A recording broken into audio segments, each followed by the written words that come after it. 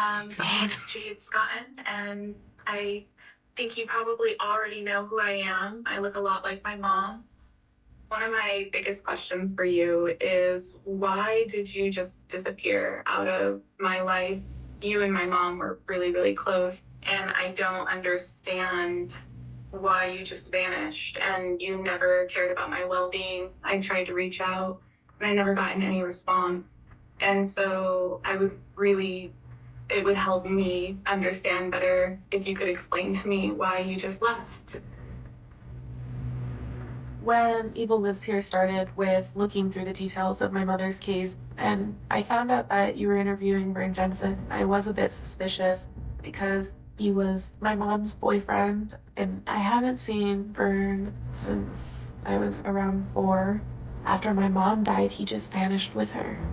Why didn't I see Vern again? I had a lot of resentment towards him and anger. When I got in contact with Evil Lives Here, they had brought up the idea of what if you could get those questions that you have for Vern answered? Oh.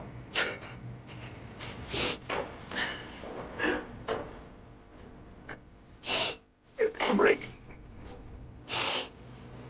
it's a fair question. These are fair questions. She has the right to know. She's entitled to answer these questions.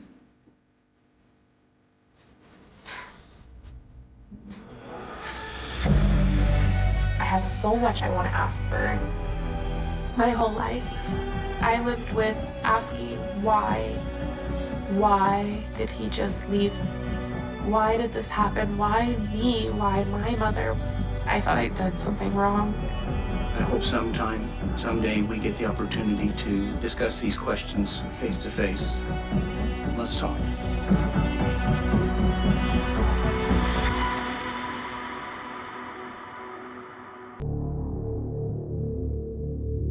September 9th, 1999 is when my mom was killed. Every September, I always start feeling very uneasy. So it's always kind of been there in my mind, just a part of me, I think.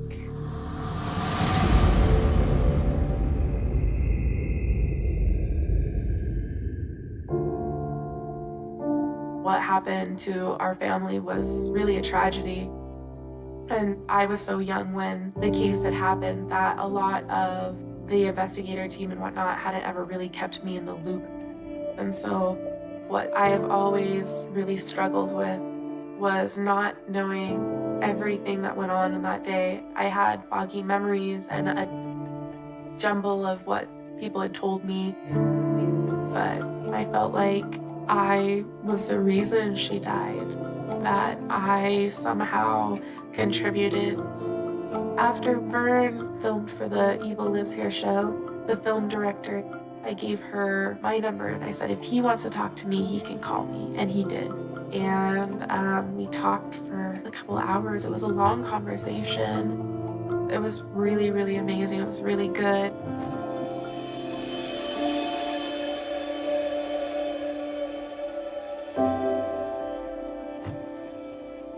I am nervous to see Vern again. I have no idea what's gonna happen in that moment.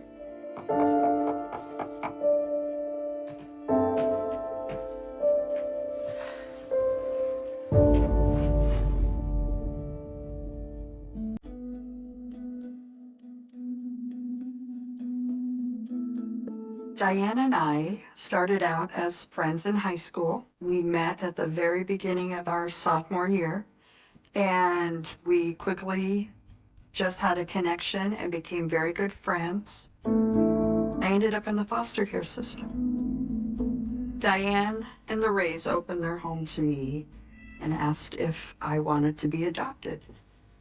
And I did.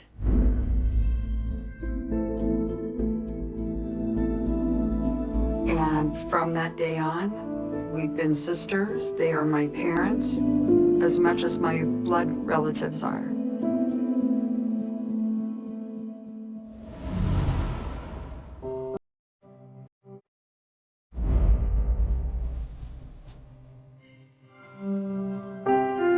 Jade was my sister's last child. She became pregnant after her divorce. The father really was not in the picture. Jade made a really large impact on Diane in her life. As worried as she was about providing for her, Jade made her feel complete again. I can't even put into words how much I miss her and how I feel cheated. There were times that I did feel guilty. The guilt comes from not being able to save her. She was taken so quickly.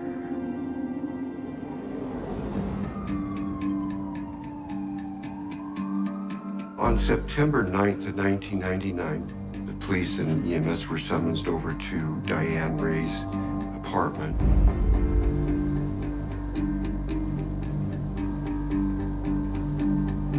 There was no signs of forced entry.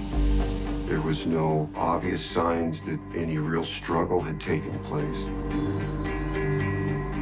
Diane was found in her bedroom on the floor next to her bed. There was a meth syringe found by Diane's body. They found needle marks on Diane's arm, and it was consistent with methamphetamine use. During that time in Twin Falls, meth had really sprung up and had become huge in our area. They were cooking meth all over. It wasn't hard to go out and get it. This case looked like a drug overdose.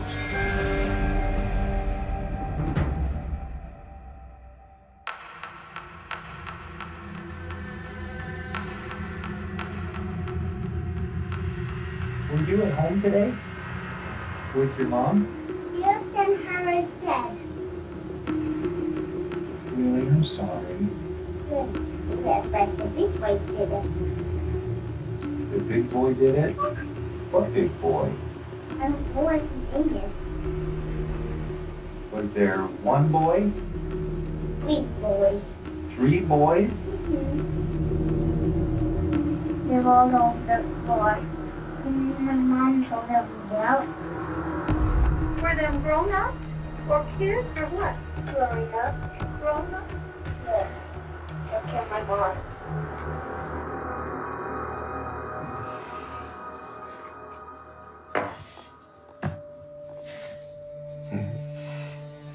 It's really hard to watch.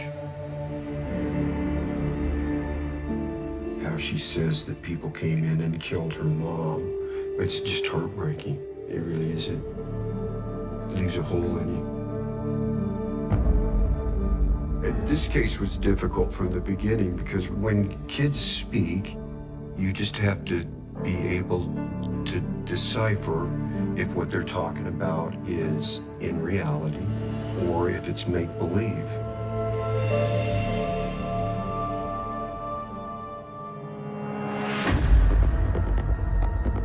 We didn't have all the telltale signs of a normal homicide. We didn't have forced entry. We didn't have what appeared to be any sort of fighting that went on in the house.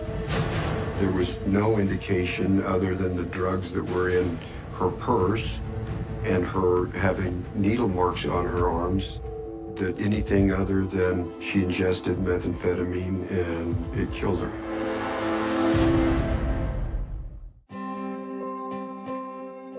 Diane was very pretty, very vivacious, and she just had that personality that was just almost like a magnet to people. When it was Diane and Jade, she was still looking for that relationship. She really wanted somebody that she could love, that would be happy when she got home, and also be a father figure in their life. She had met somebody through her work that she really wanted to get to know. The person she met at work was Fern. She said, he is wonderful, he treats me wonderful, he wants to be a father figure to my kids and help me raise them. And I knew that was what was most important to her. But there was a time where I did put partial blame on Fern Jensen for Diane's death.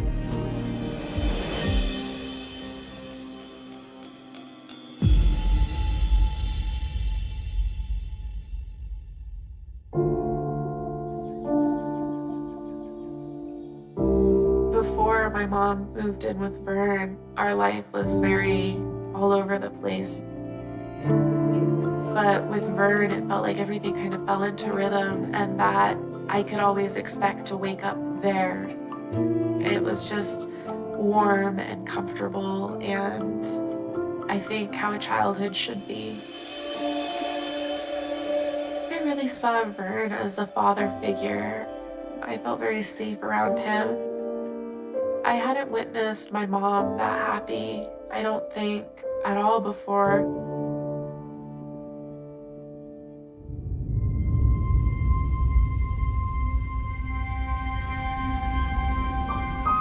The memories that I have are almost, they're like videos that play in my mind, but they're very faded, almost like an old projector film. On the day my mother died, I remember either a doorbell or a knock at the door. And she answered the door. And I don't remember much about that interaction at the door, but I remember the three strangers kind of pushing and forcing my mother to the bedroom. I remember a gun. There was yelling, and I think she was crying maybe. And I remember just that feeling of anxiety and scared and a lot of confusion on my end.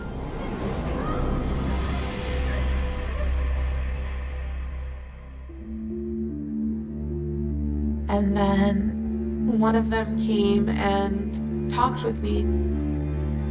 They asked what I liked to do or if I had toys that I liked to play with. And I remember becoming very excited, thinking that they were there to play with me. I showed her my toys. And then I remember hearing my mom calling for me. They brought me to the doorway and I remember her on the bed.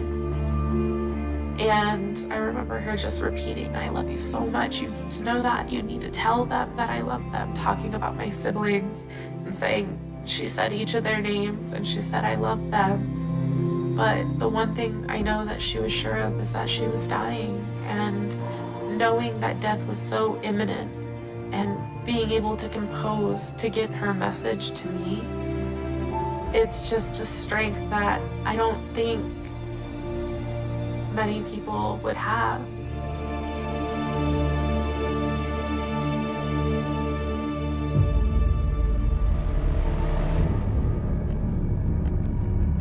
I thought, she was sleeping. She wouldn't wake up, and I tried to roll her over. I thought I'd done something wrong. And then the phone rang, and that was Vern calling, and I remember telling him that she won't wake up. And I remember him sounding panicked at one point and saying he would be there.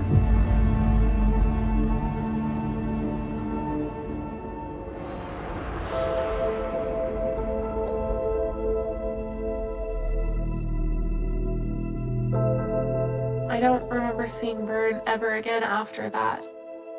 I remember feeling like he was going to be my father, and then he was just gone, and I felt abandoned. Why did I see Vern again? I had a lot of resentment towards him and anger. I remember asking about him and my grandmother saying, "Well, he's not around anymore and you're not going to see him anymore." And I had a lot of questions for Vern. When I got in contact with Evil Lives Here, they had brought up the idea of, what if you could get those questions that you have for Vern answered? I felt like if I didn't do it, then I would never get the answers.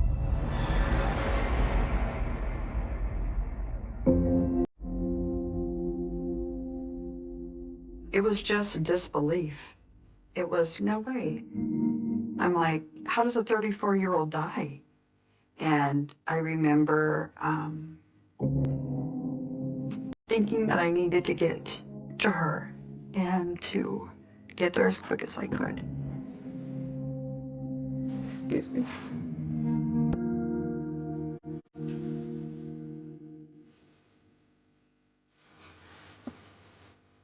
You would think after 22 years that talking about it would be easier, but it really isn't. That hole is still there, that emptiness is still there, and the hurt is still there.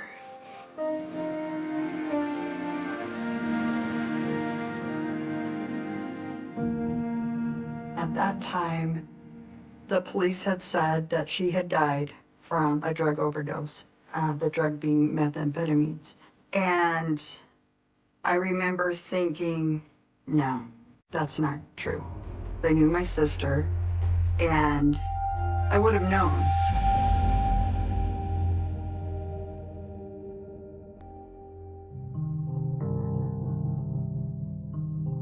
My dad and I were able to go to her apartment and clean out her effects. I remember finding wadded up Kleenex and toilet paper around the bed where they found her. I picked one up, and I'm not sure why, but I smelled it, and it smelled like rubbing alcohol. When I smelled it, for a split second, I thought, oh my gosh, Diane, are you really shooting up? Are you using that to clean the area? There's that part of your brain that goes, okay, this is hard evidence. People can keep secrets. One of the detectives was still out there, and I said, can I ask you some questions? And he said I could, and I said, did you find track marks on her arms? And he said, I did, I found 2. She had a track mark in her left and her right arm.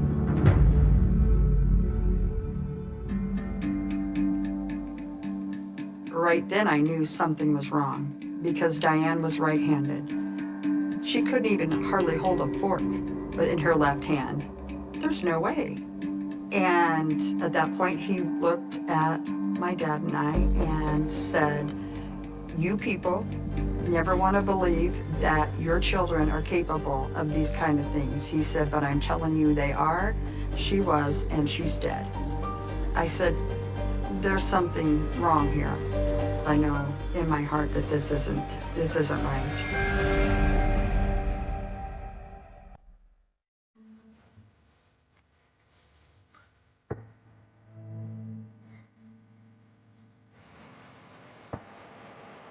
Jade, how did your mommy get this?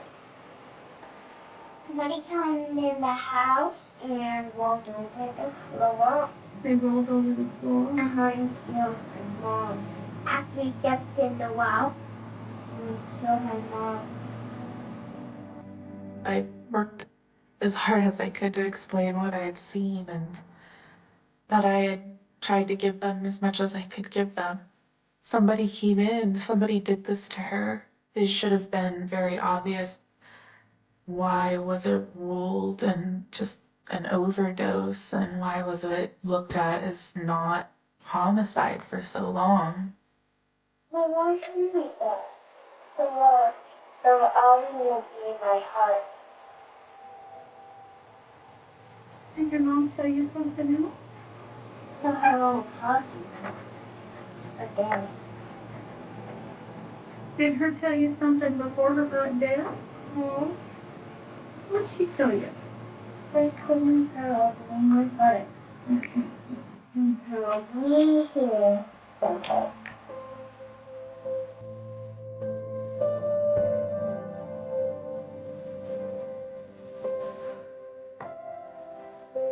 I'm so sorry.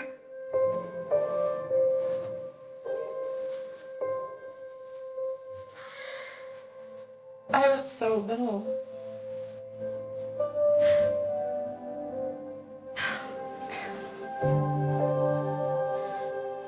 It was difficult.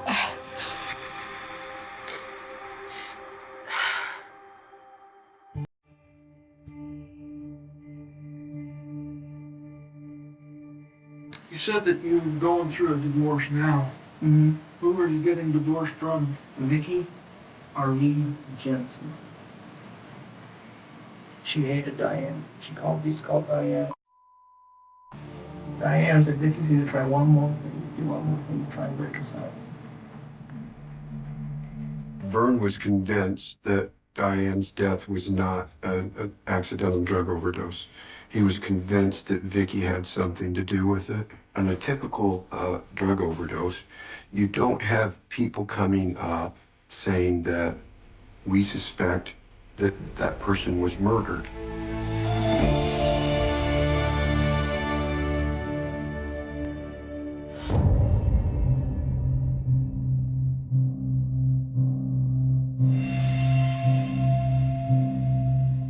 Vicki Jensen's initial response to having investigators talk to her was that, yeah, she had disagreements with Diane, but she wouldn't have killed her, and she was working that day, and there would be no possibility for her to have done it. Neighbors didn't see anybody matching that description. There wasn't any information that was given to us that we went, yeah, she's the one that did it. We had Jade's statement that there were people in the house that wrestled with Mommy. But at the time she gave it, it was hard to know what to do with it. There wasn't anything that we could put our hands on that we went, a murder has taken place and we can prove it.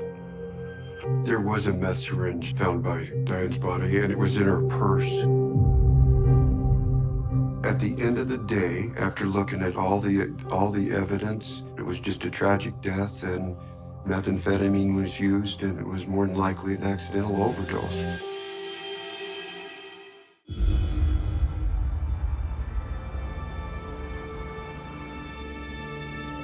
Our family decided to have a closed casket. Somebody brought Jade in, and I picked her up and was carrying her around, and she said, I want to go to the box. So we walked over to her casket, and she said, my mommy is in that box. And she said, my mommy's an angel. And I said, she absolutely is. And she asked me, if my mommy's an angel, how come she's in the box? How is she going to get out of that box? And the only thing I could think to tell her was that that's the special thing about angels, is that whether a box is closed or not, angels always go to heaven. And that's just the magic of being an angel. And she seemed to accept that okay. But it absolutely was heartbreaking.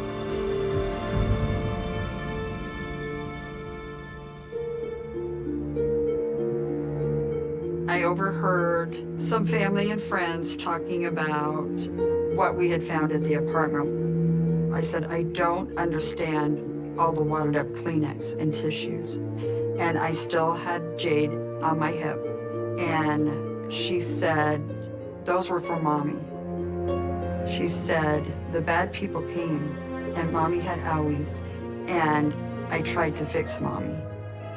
And she had been going to the bathroom and getting Kleenexes and toilet paper, trying to help Mommy's owies and make her wake up. It was just all the more information for me that said, no, this is not right. Something has happened here.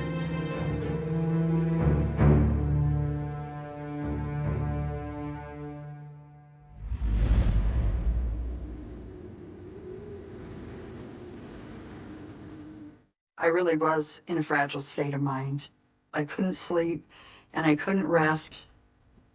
This sleep deprivation and the feeling of having to find out the truth for Diane lasted for months. Into the end of February, I decided to call up Twin Falls Police Department. I wanted to know if they had closed her case or if it was still open. He said, we do have a person of interest that we would like to talk to about your sister's case. And I remember just getting teary and saying, thank God. Thank God they did not let this go. It was almost like a weight lifted. Not all of the weight, but at least some of it, going, oh my gosh, so there's hope.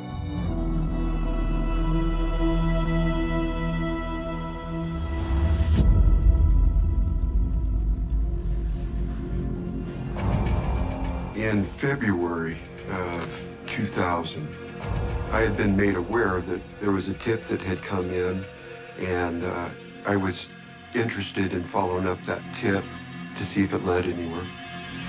A gal from out of state had called in and had reported that her friend, Autumn Pauls, had been involved in a murder. She's 14 when this happens. She's in junior high school. The tip was that Autumn had taken Jade, the 3-year-old child, into another room while the murder was taking place. Turns out that Autumn Pauls was the niece of Vicki Jensen. We went out and made contact with Autumn. Autumn was saying that no, she didn't have anything to do with it.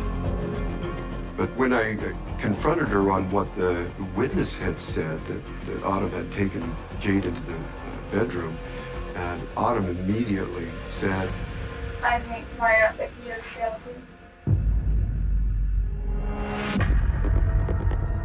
for the first time in this case, we actually had evidence that somebody had done something criminal.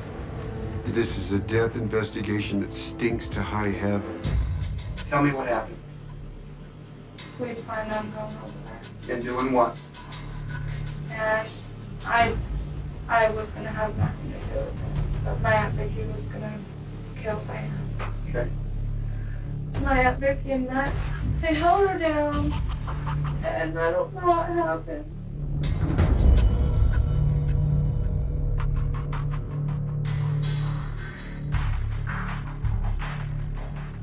What was the plan? We were supposed to go over there and get into the house and shoot her with something. Did you ever see a needle or anything? I didn't see it. I was in the other room. Okay.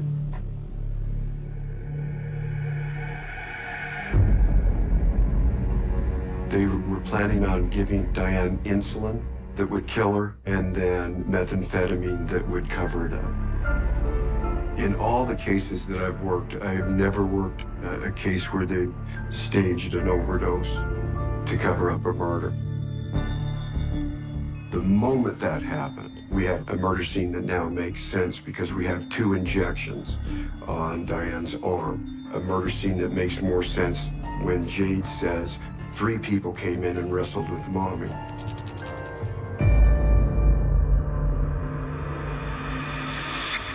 When me and Vicky walked in, and Diana starts screaming, and then Vicky rushes past Autumn and like grabs hold of Diane, and she goes into the other room, gets Diane down. I held her wrist where the needle was supposed to go in, and Vicky shoots it in.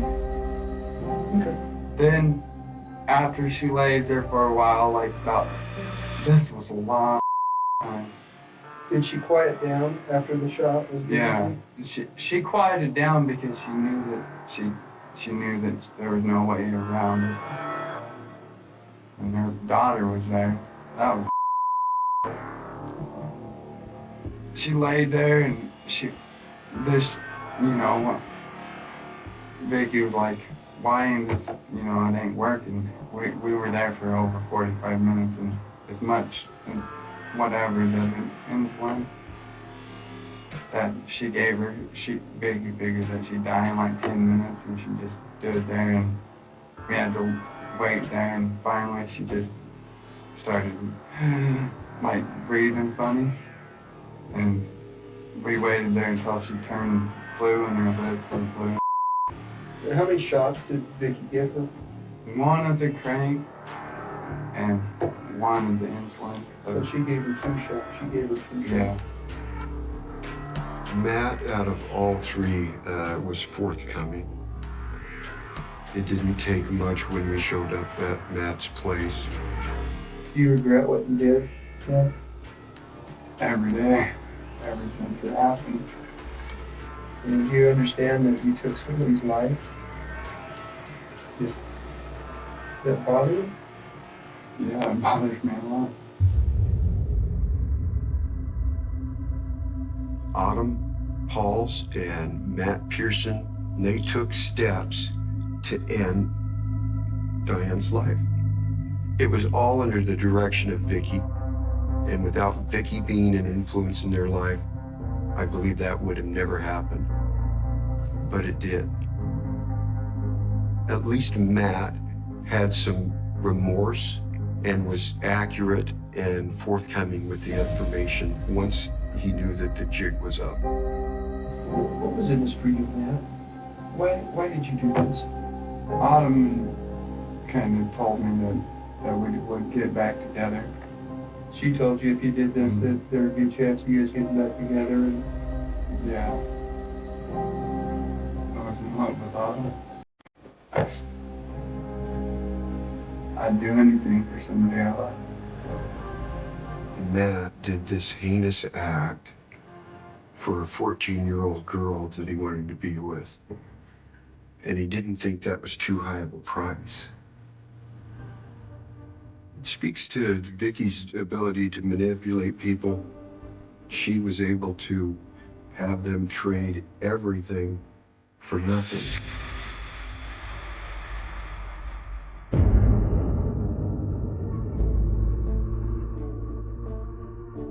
I know that you had formulated a plan to kill her a while ago, and you told people about that. I know Yeah, but I didn't do it. So what I need from you is for you to be honest with me. I don't know a thing about it. I'm telling you the honest truth. I don't know a thing about it. I got up in the morning. I went out for school.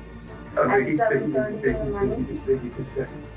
Okay, when I tell you that I know that you were there, I know that you were there. I've already talked with Autumn. She knew that her time was up, and immediately she invoked her rights and wanted an attorney. And I told her I think that was probably a pretty good idea.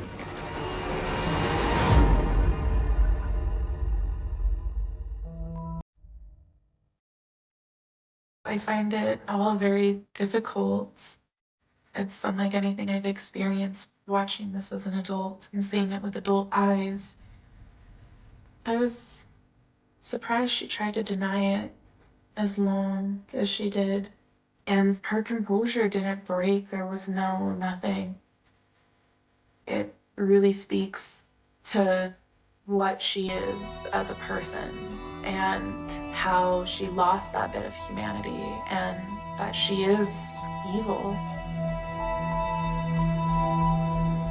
It really helps kind of the picture become more clear and focused, where it was so foggy and stuff before. It's my story being unfolded.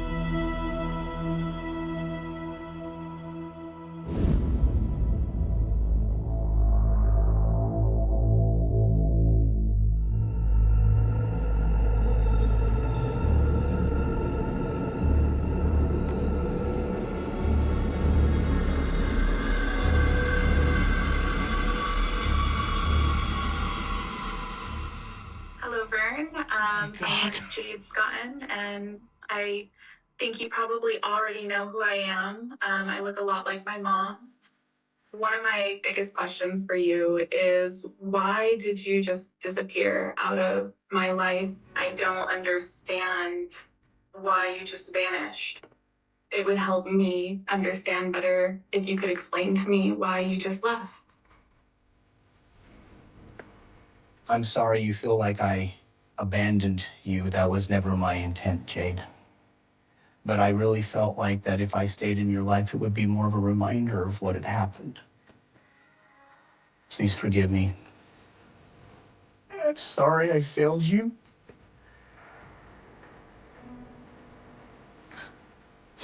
Sorry I failed your mom. But more than that, I'm sorry that you feel like I didn't care enough for her to protect her, because I would have. Oh.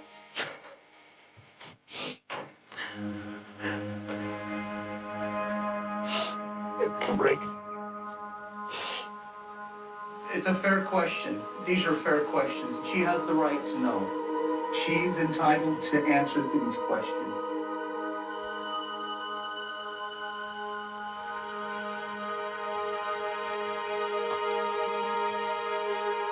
It's really powerful. I think you can see a lot of the regret and shame and guilt on his face, and it definitely hurt him, but he was still very brave to answer those questions, even though I knew they were hard questions. And I have a lot of respect for that.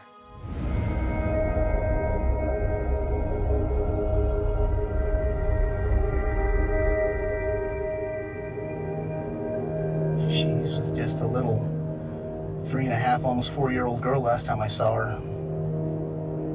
I wasn't there for her. I don't want to let her down again. I don't want to disappoint her.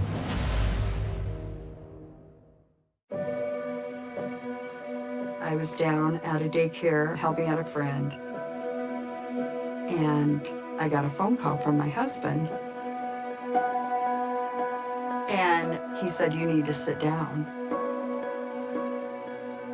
He said, "I just got a call from the detective, and they have arrested 3 people for the murder of your sister." I just remember breaking down at work and my friend hugging me and me telling her, and she said, "You were right. You knew all along." And I said, I thought I was crazy. I thought I was losing my mind.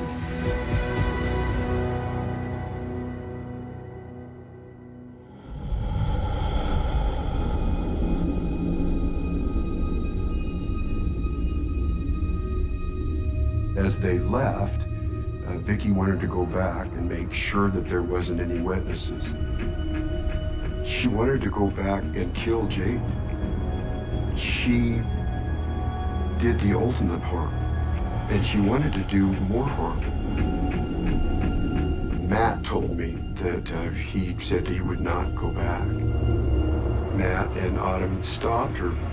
The kids went, "No, we're not doing it." Vicky Jensen almost got away with murder. If you passed her in the grocery store, you wouldn't think anything of it. But evil does come in all forms.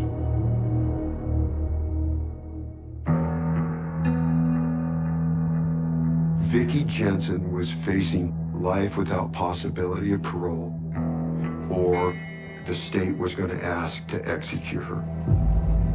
But at the end, she pleaded guilty to first-degree murder without possibility of parole. Both Autumn and Matt were sentenced to jail for first-degree murder, and since they have been released.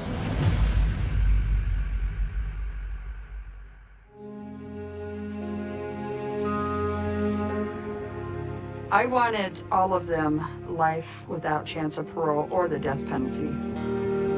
I truly believe that both Autumn and Matthew are fully capable of murdering again. There were plenty of opportunities for any of them to say, you know, she's really going to do this. I don't want to be part of it.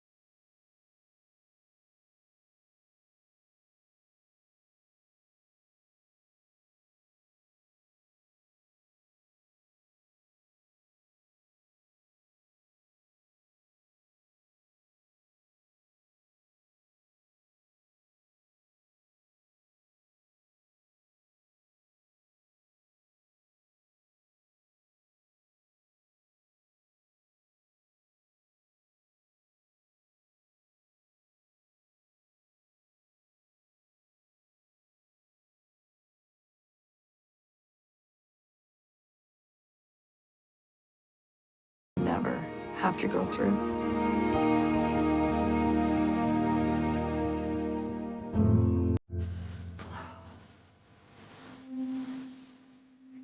Oh my goodness. Such a cute little girl. Jade, she lost that little sparkle in her eye and the smile and the contentment. But she is finding her place in life now. She is growing into who she is. When she had her son, that spark started to come back. And being a mother and finally getting some answers and having a little more memory of the day that she lost her mom and being able to work through that, that spark is starting to come back. And not only is the spark coming back, but a level of confidence that I haven't seen in a long, long time. She's a strong girl. There was a lot of fear in my journey of healing, and one thing that I want to make so clear is that healing is the hardest and the most painful thing, but it is a marathon, and eventually you get to a point where you feel like you can look back on that whole journey and say, wow, I have overcome so much.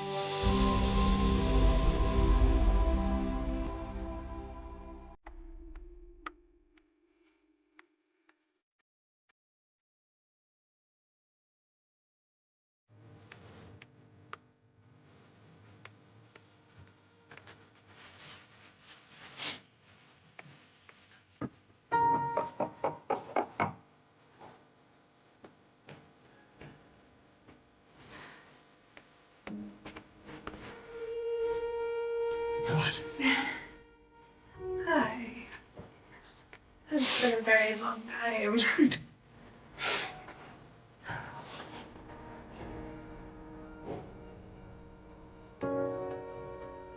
Looks so much like your mom. It's scary. I heard that a lot. It's been so hard to kind of relive all this stuff because, Jade, I want you to know one thing. I love your mother very much. In 1999, after she passed, a gentleman, on the day of your mom's funeral, he gave me a gift. And it was a very heartfelt gift. And I have carried it with me all the time. It's this cross. This cross has been around my neck, in very few exceptions. It has not been off of my neck for 22 years. This is your mom. I remember every time I look at it. And I just want you to know, more than anything, that I have not forgotten your mom. Ever will I forget your mom.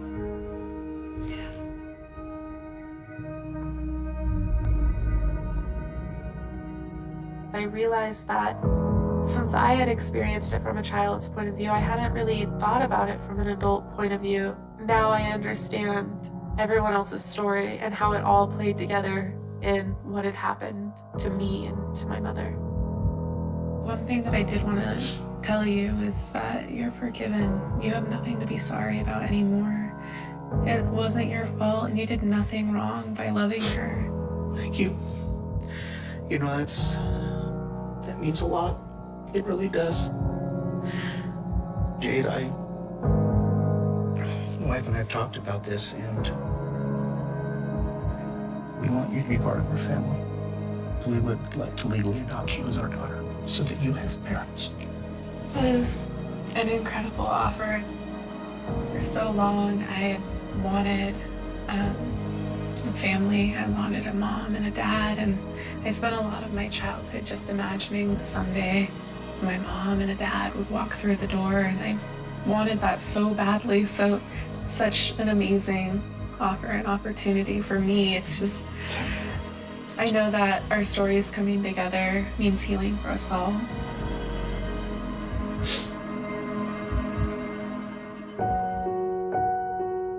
I feel like now I can look at it and say it wasn't my fault. I was just a child, and I was just witness to a horrible event. There's nothing I could have done to stop it, and there's nothing that I did to cause it. It's very powerful to take my story back. I don't feel guilty, and I'm not a scared little girl anymore. I'm powerful and strong and healed.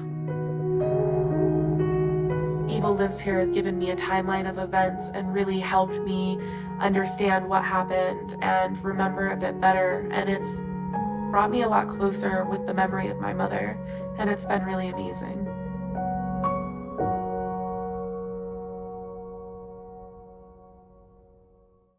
There are towns that forget. They bury yesterday beneath new roads, fresh paint, and unfamiliar faces until the past becomes nothing more than a faded newspaper clipping collecting dust inside a courthouse basement. Then there are towns that never forget. Every empty field, every abandoned gas station, every lonely stretch of highway carries a memory too heavy to disappear. In one small Texas town, people still lowered their voices whenever they drove past mile marker 47. Parents still told their children not to stop there after dark. Truck drivers still claimed their radios crackled with unexplained static every time they crossed that lonely stretch of asphalt. 27 years had passed, yet one unanswered question continued to poison the silence. What happened to Emily Carter? The question had survived 3 sheriffs, 4 district attorneys, hundreds of interviews, thousands of pages of reports, and an entire generation that had grown up hearing whispers instead of facts. It had become more than a missing person investigation. It had become the town's shadow. The summer of 1998 arrived with the relentless Texas heat. Air shimmered above the highways. Dust floated across empty ranch roads. The sky remained cloudless for weeks, turning every afternoon into a furnace. Emily Carter was 24 years old, recently engaged, and planning to leave town before autumn. She worked evenings at a roadside diner where everyone knew her by name. Customers remembered her laugh before they remembered what they ordered. She spoke about Austin, about finishing college, about buying a small house with a porch where she could drink coffee every morning. She talked about the future as though it were already waiting for her. She never made it there. On Friday evening, July 17th, Emily finished her shift just after 10. Several customers watched her wipe down the last table before hanging her apron behind the kitchen door. A co-worker offered to walk her outside, but she smiled and declined. Her pickup truck sat beneath a flickering parking lot light only 30 feet away. It should have taken her 12 minutes to drive home. She never arrived. At first, nobody panicked. Flat tires happened. Engines overheated. Cell phones were unreliable outside town, and Emily had been known to help stranded motorists even when it meant arriving home late. Midnight came and went. Her fiancé drove the usual route. Nothing. By sunrise, the sheriff's office received the first missing person report. Deputies retraced every mile between the diner and her house. No skid marks. No broken glass. No signs of a collision. Just 20 miles of black highway cutting through endless fields. Search teams expanded outward by afternoon. Volunteers on horseback crossed ranchland. Helicopters circled dry creek beds. Local hunters searched abandoned barns. Divers checked stock ponds despite knowing the odds were almost non-existent. Then, just before sunset, someone spotted her truck. It rested behind a line of mesquite trees nearly half a mile off the highway, invisible from passing traffic unless someone knew exactly where to look. The driver's door stood open. The keys remained in the ignition. Her purse sat untouched on the passenger seat. Her engagement ring box rested inside the center console. There was no Emily. Investigators immediately secured the scene, but even in 1998 something felt wrong. No footprints. No tire tracks leading away. No evidence of robbery. No indication of mechanical failure. It looked less like a crime scene and more like a vehicle that had simply been abandoned by someone who had vanished into thin air. Inside the truck they found a half-finished bottle of water, a cassette tape still sitting inside the stereo, and a receipt from the diner time-stamped exactly 10:08 p.m. The dashboard clock had stopped at 10:41. Nobody could explain why. Crime scene technicians dusted every surface. Most fingerprints belonged to Emily. A handful belonged to co-workers. One partial print appeared on the outside edge of the driver's door. Too incomplete to identify. Too unusual to ignore. Detectives followed every lead. An unidentified pickup seen near the diner. A hitchhiker reported several miles south. A suspicious man buying gasoline shortly before midnight. Every promising tip collapsed within days. The investigation grew larger. The answers became smaller. Within a week, television crews arrived. News vans lined the courthouse square. Photographs of Emily appeared across Texas. Missing. 24. Last seen leaving work. A reward was announced. Tips flooded in by the hundreds. Someone claimed to see her in Oklahoma. Another insisted she boarded a bus in New Mexico. A psychic described an abandoned windmill. Search teams investigated them all. Nothing. Months turned into a year. Emily's bedroom remained untouched. Her mother refused to move the clothes hanging inside the closet. Birthday cards continued arriving from relatives who couldn't bring themselves to accept reality. Christmas lights still decorated the front porch every December because Emily had always loved them. Hope became routine. Routine became grief. Inside the sheriff's office, boxes continued to multiply. Interview transcripts. Evidence logs. Maps covered with colored pins. Cassette recordings of witness statements. Photographs from dozens of search operations. Every detective believed the next page might contain the missing piece. Every detective eventually left the case frustrated. The first sheriff retired. His replacement promised fresh eyes. He reopened every interview.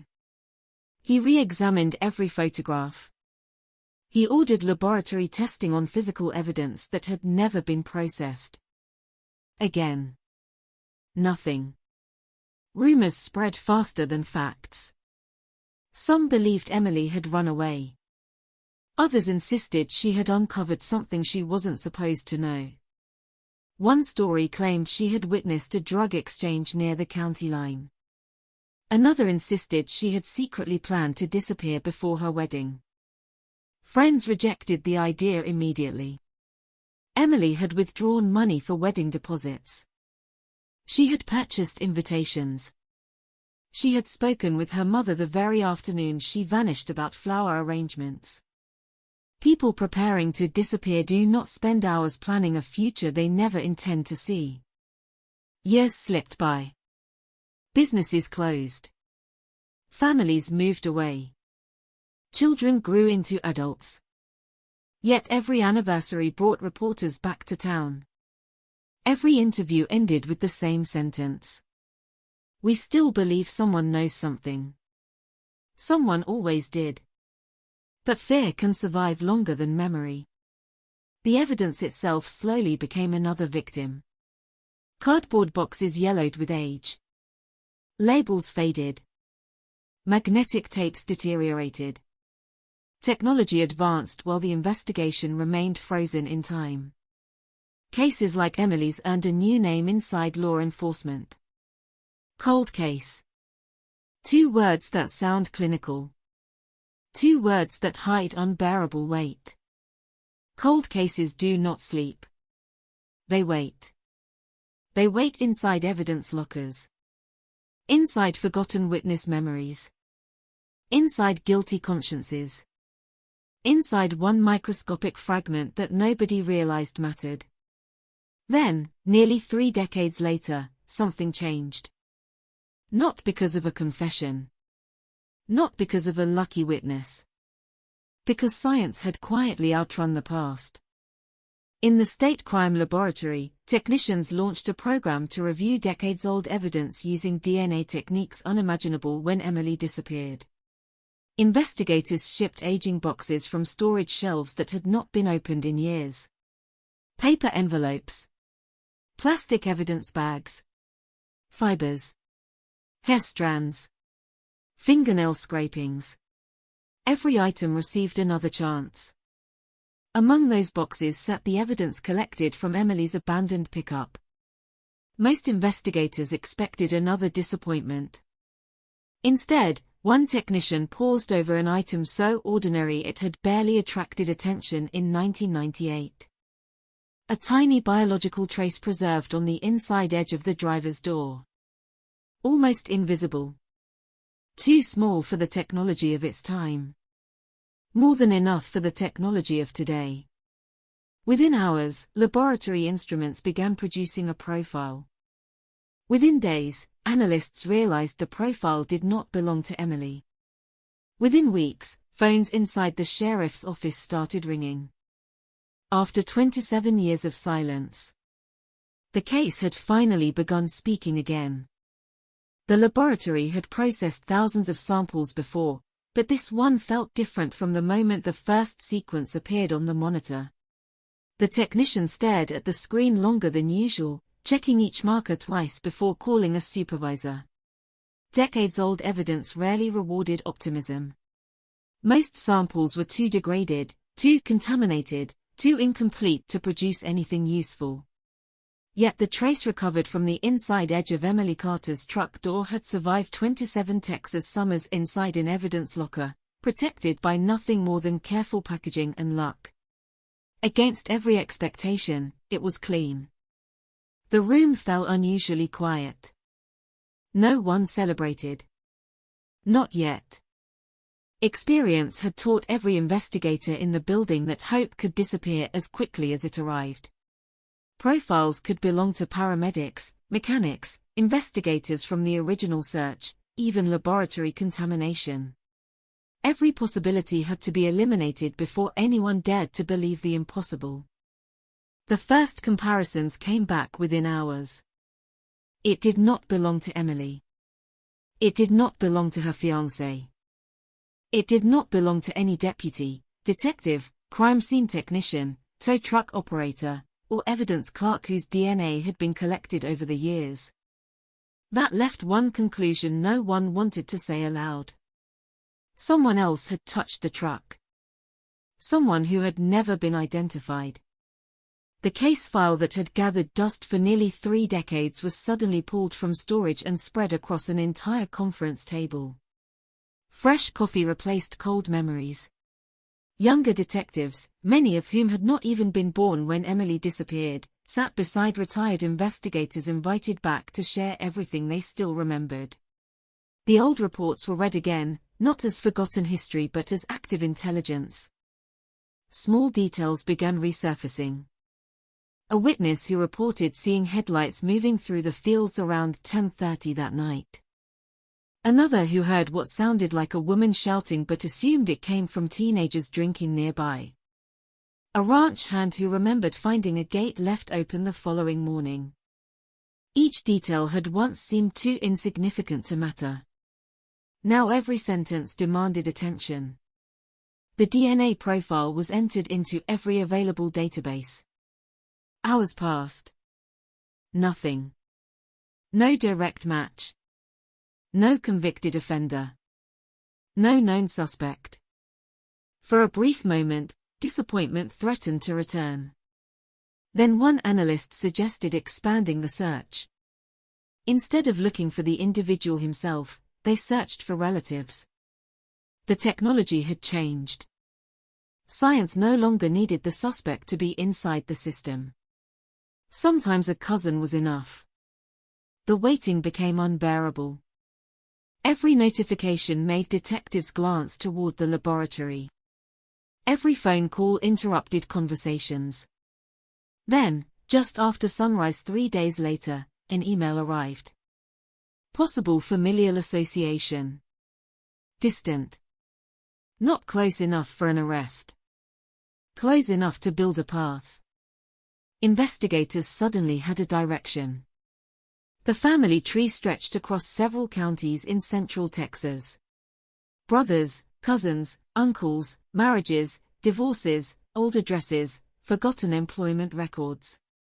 Detectives began reconstructing lives that had unfolded quietly while Emily's family had remained trapped in 1998. One name surfaced repeatedly. Not because he had a criminal record. Because he had been there. 27 years earlier, he worked less than 8 miles from the diner. His schedule placed him near Highway 86 on the night Emily disappeared. Back then, investigators had spoken with him only briefly. He appeared cooperative, calm, forgettable. His statement occupied barely 2 pages inside a file that contained thousands. He said he had driven home after work. He remembered nothing unusual. No suspicious vehicles. No stranded motorists. No woman matching Emily's description. The interview ended in less than 20 minutes. No one looked at him again. Until now. Detectives reopened every document connected to his name. Something immediately stood out. His timeline had never actually been verified.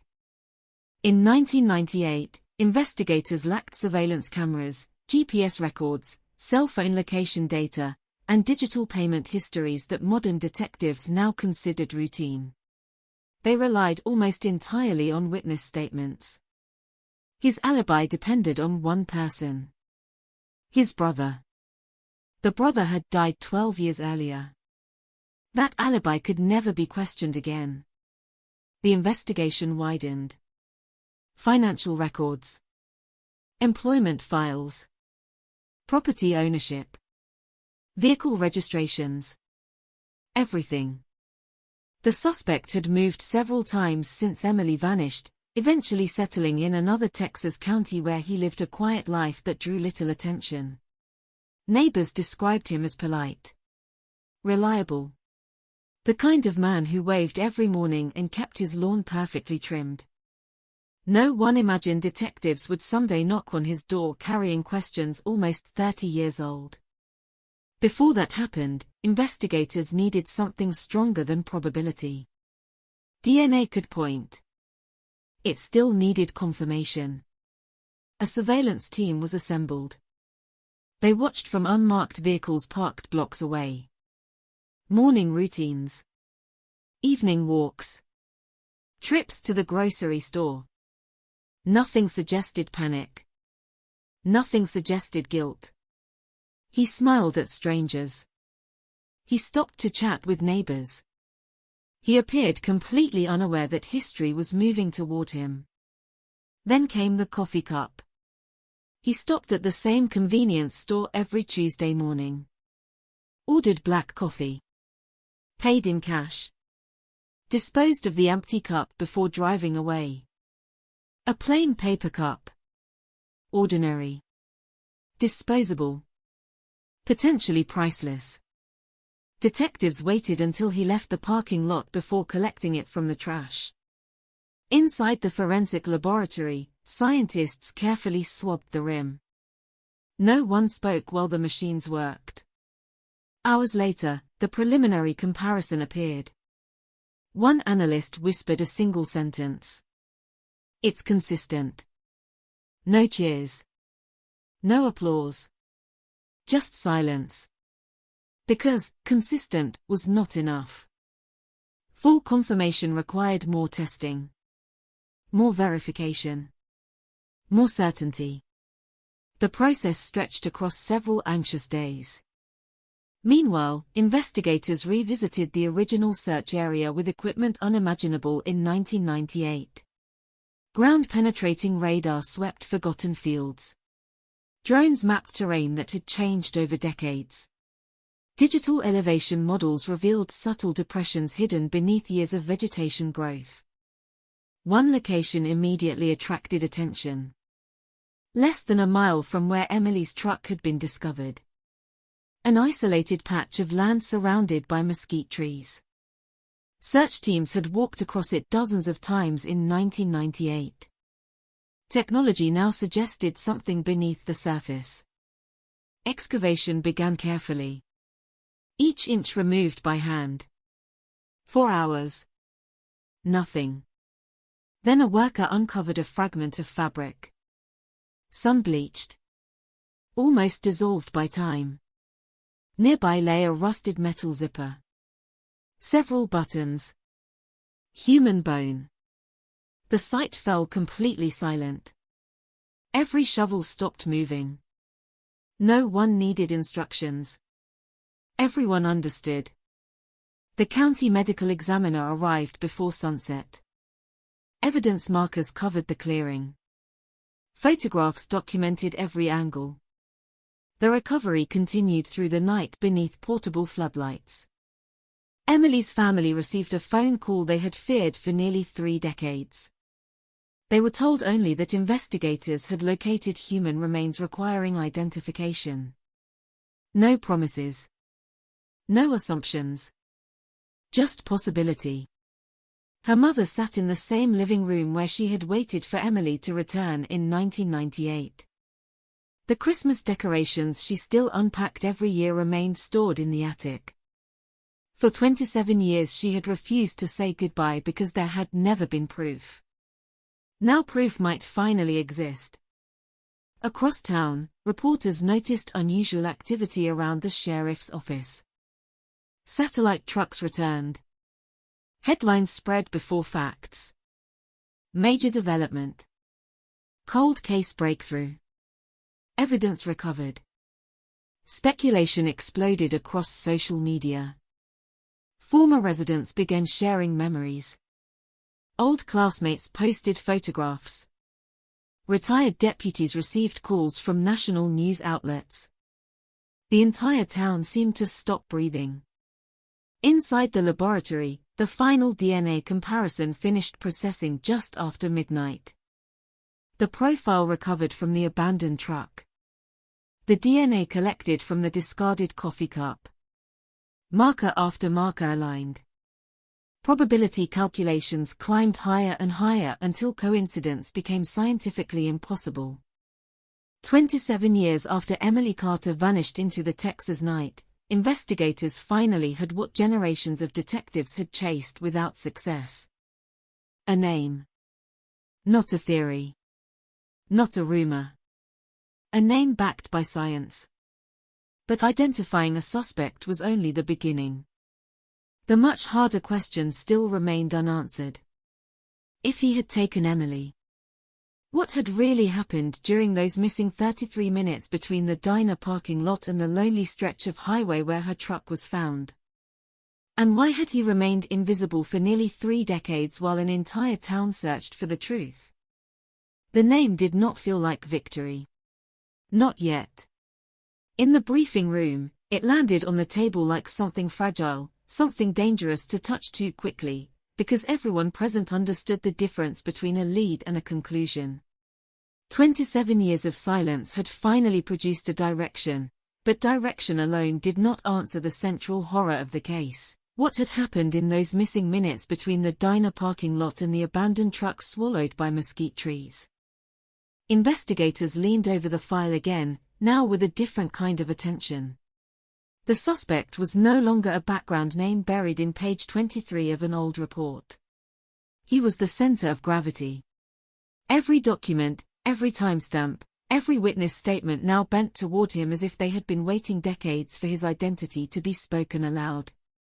The first step was confirmation. Absolute confirmation. The DNA results were rerun in an independent laboratory, outside the original jurisdiction, using a second forensic team that had no emotional connection to the case. The same result returned. Then again. And again. Statistical certainty climbed beyond the threshold where doubt could survive. The biological trace from Emily Carter's truck door and the sample collected from the discarded coffee cup did not merely match, they locked together with the kind of precision that leaves no room for coincidence. Still, science could only say so much. It could place a person in contact with evidence. It could not explain intent. It could not reconstruct the choices made in the dark. So detectives turned backward, into time itself. They rebuilt the night of July 17, 1998, not as a summary but as a living timeline. Every known movement was mapped minute by minute. Emily leaving the diner at 10:08 p.m.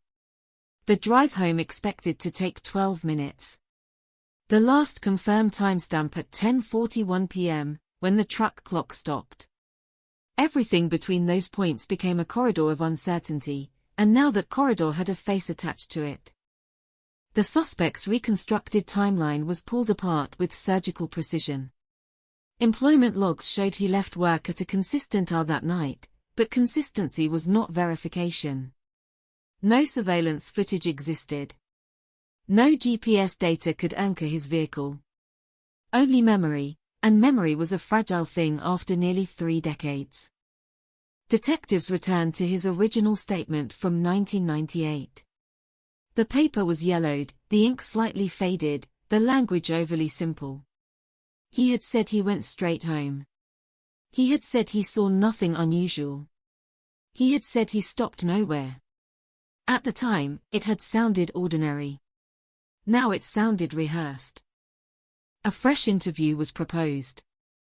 Not a confrontation. Not yet. A recontact, framed as routine follow-up to new forensic standards. A method designed to observe reactions before suspicion hardened into defense. When the surveillance team first observed him after confirmation of DNA linkage, there was nothing immediately striking about his behavior. That was what made it unsettling.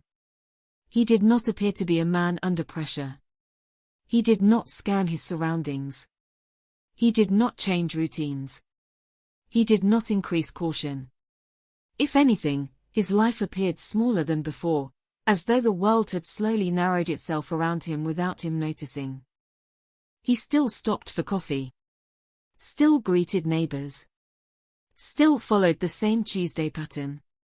But detectives had learned over the years that calm was not innocence, and nervousness was not guilt.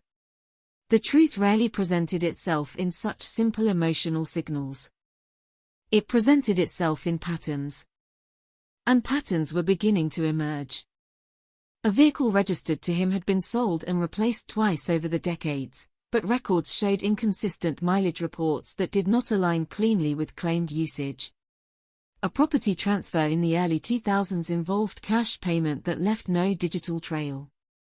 A gap appeared in his employment history, 6 months unaccounted for in 1999, that had never been questioned because no one had been looking closely enough to ask. Each detail on its own was weak. Together, they formed a shape. Meanwhile, forensic teams revisited the physical evidence from Emily's truck with renewed urgency. The original photographs were scanned at high resolution, revealing microscopic impressions previously ignored. On the passenger seat fabric, subtle compression patterns suggested movement inconsistent with a single occupant. The angle of displaced items inside the cab hinted at a struggle that had been minimal in violence but significant in control. There were no obvious signs of forced entry. That detail had once been interpreted as absence of conflict. Now it was reinterpreted entirely. Absence of forced entry did not mean absence of force. It could also mean trust, deception, or timing precise enough that resistance never fully formed. Investigators began to speak differently about the case. Not abduction, in abstract terms, but sequence. Entry. Contact. Transfer. Removal. Each word carried weight because each implied action, not mystery. The geography of the night was reconstructed again using modern mapping tools. Digital terrain models recreated the road as it existed in 1998. Vegetation density was simulated. Sightlines were calculated. Headlight angles were projected across the highway at the exact time Emily would have been driving. One detail stood out. A narrow access road, barely visible from the main highway, intersected the stretch of road within a 2-minute deviation from her expected route. In 1998, it had been considered irrelevant. No witnesses had reported activity there. No physical evidence had been recovered near it. But modern analysis showed it offered a critical advantage: concealment. If a vehicle had waited there, partially hidden by terrain and trees, it could have intercepted another car without drawing attention from passing traffic. That realization changed the tone of the investigation again. Now it was no longer only about who. It was about where. and where suggested preparation. The suspect's known history was reviewed for any connection to that area. At first, nothing appeared. Then a minor detail surfaced from an old employment verification form, a short-term maintenance job assigned in the late 1990s involving roadside equipment servicing along rural county routes. The documentation was incomplete, archived without follow-up. But one of those routes overlapped with Highway 86. The same highway Emily had never finished driving.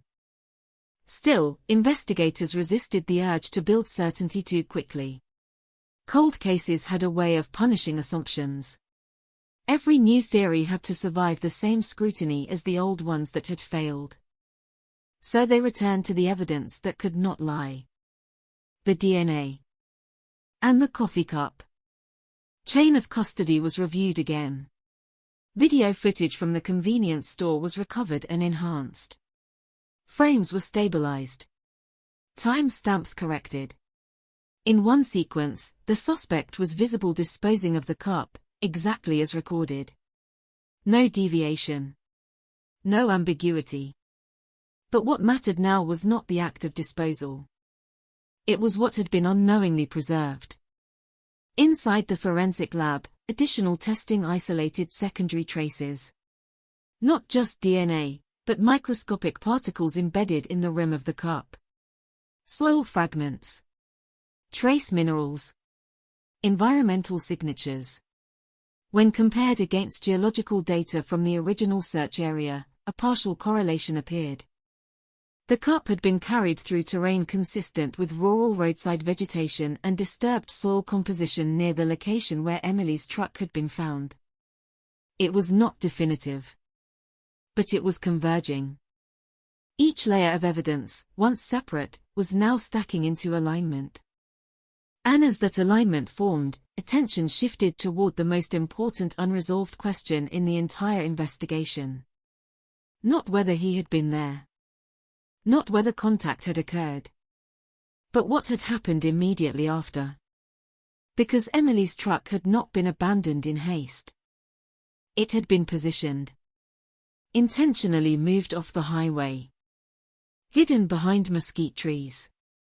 Placed in a way that suggested time, control, and awareness of visibility.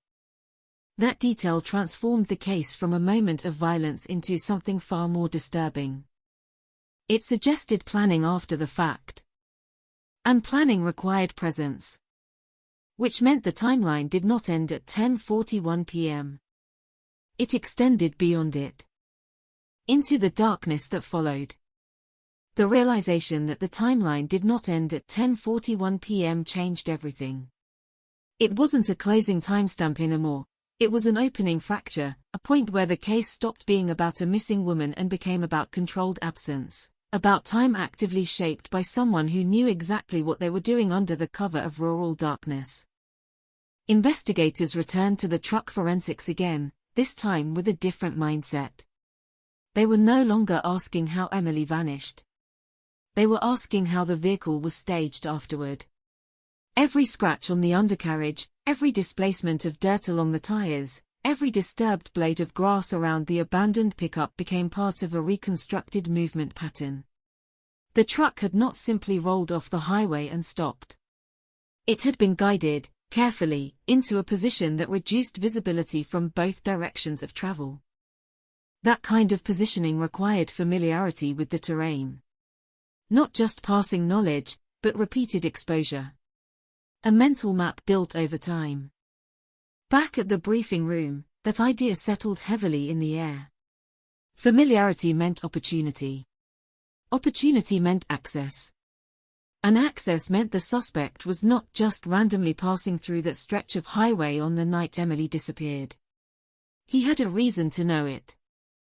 Detectives pulled every available record tied to land use, work assignments, delivery routes, and maintenance contracts from the late 1990s. Paper archives were reopened, scanned, digitized, and sorted through algorithms that searched for geographical overlaps. Slowly, a pattern emerged that had been invisible in analog review. The suspect's employment history, though fragmented, intersected multiple times with rural infrastructure work, roadside maintenance, equipment inspection, short-term assignments that moved him across county lines without consistent oversight. None of it had ever been flagged as suspicious because it was common labor in that region. But now those movements were being mapped against Emily's final known route. And the overlaps were no longer random. They were clustering. Meanwhile, forensic psychology entered the case for the first time in years. Not to guess motive, but to reconstruct behavioral logic. Specialists reviewed the staging of the vehicle, the absence of theft, the lack of physical evidence of robbery or opportunistic violence. What they found was a pattern consistent with control rather than chaos. The scene suggested someone who wanted the disappearance to look accidental, or at least ambiguous, rather than immediately classified as an abduction. That distinction mattered, because it implied awareness of investigation timelines. It implied foresight about how law enforcement would interpret evidence in the first critical hours. And that level of foresight suggested experience, or preparation. The suspect's life, once thought unremarkable, began to fracture under scrutiny.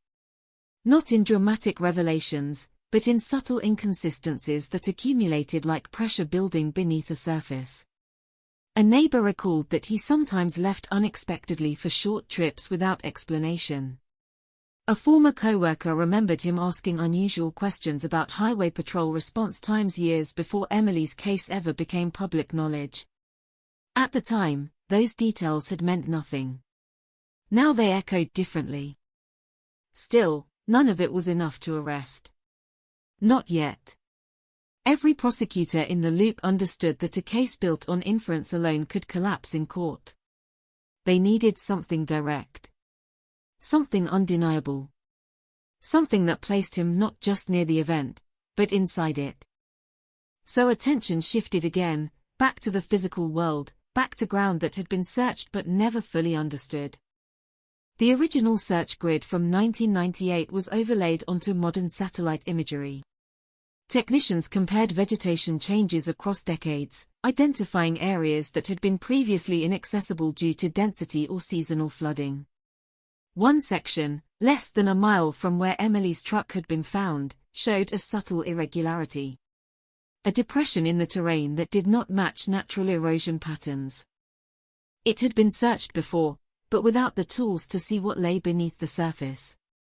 Ground-penetrating radar was deployed again. This time, the results were immediate. A subsurface anomaly. Irregular shape. Non-geological consistency. Excavation began under controlled conditions. At first, only soil. Then compacted layers suggesting disturbance long ago. Then fragments that did not belong in natural ground composition. Fibers. Degraded material. Something once organic but no longer intact. The air in the field changed as the excavation deepened, not in a physical sense, but in the collective awareness of everyone present. Nobody spoke more than necessary. Each movement became deliberate, measured, as if noise itself could disturb what the earth had been holding for nearly 3 decades. And then, a confirmation that shifted the entire investigation from search to recovery. Human remains. The work stopped briefly, not out of procedure, but out of instinct. Even experienced investigators felt the weight of that moment. After 27 years of speculation, rumor, and absence, the case had finally produced something tangible. Something irreversible. Forensic teams arrived within hours. The site was expanded, documented, and carefully processed under floodlights that turned night into an artificial daylight that felt almost unreal. Every artifact recovered was labeled, bagged, and recorded with precision that contrasted sharply with the emotional gravity of what was being uncovered. The identity confirmation process would take time, but internally, no one doubted what they were looking at. The proximity to the truck, the timeline alignment, the personal items recovered alongside the remains, all pointed toward a conclusion that had been missing for decades but was now impossible to ignore. Emily Carter had been found. Not as a mystery, but as evidence. The notification to her family was made under strict protocol. No speculation. No language of certainty beyond identification procedures. Yet even in its restraint, the message carried finality that no previous communication had ever held. Inside the Carter household, silence replaced everything else. The waiting that had defined 27 years did not end with relief.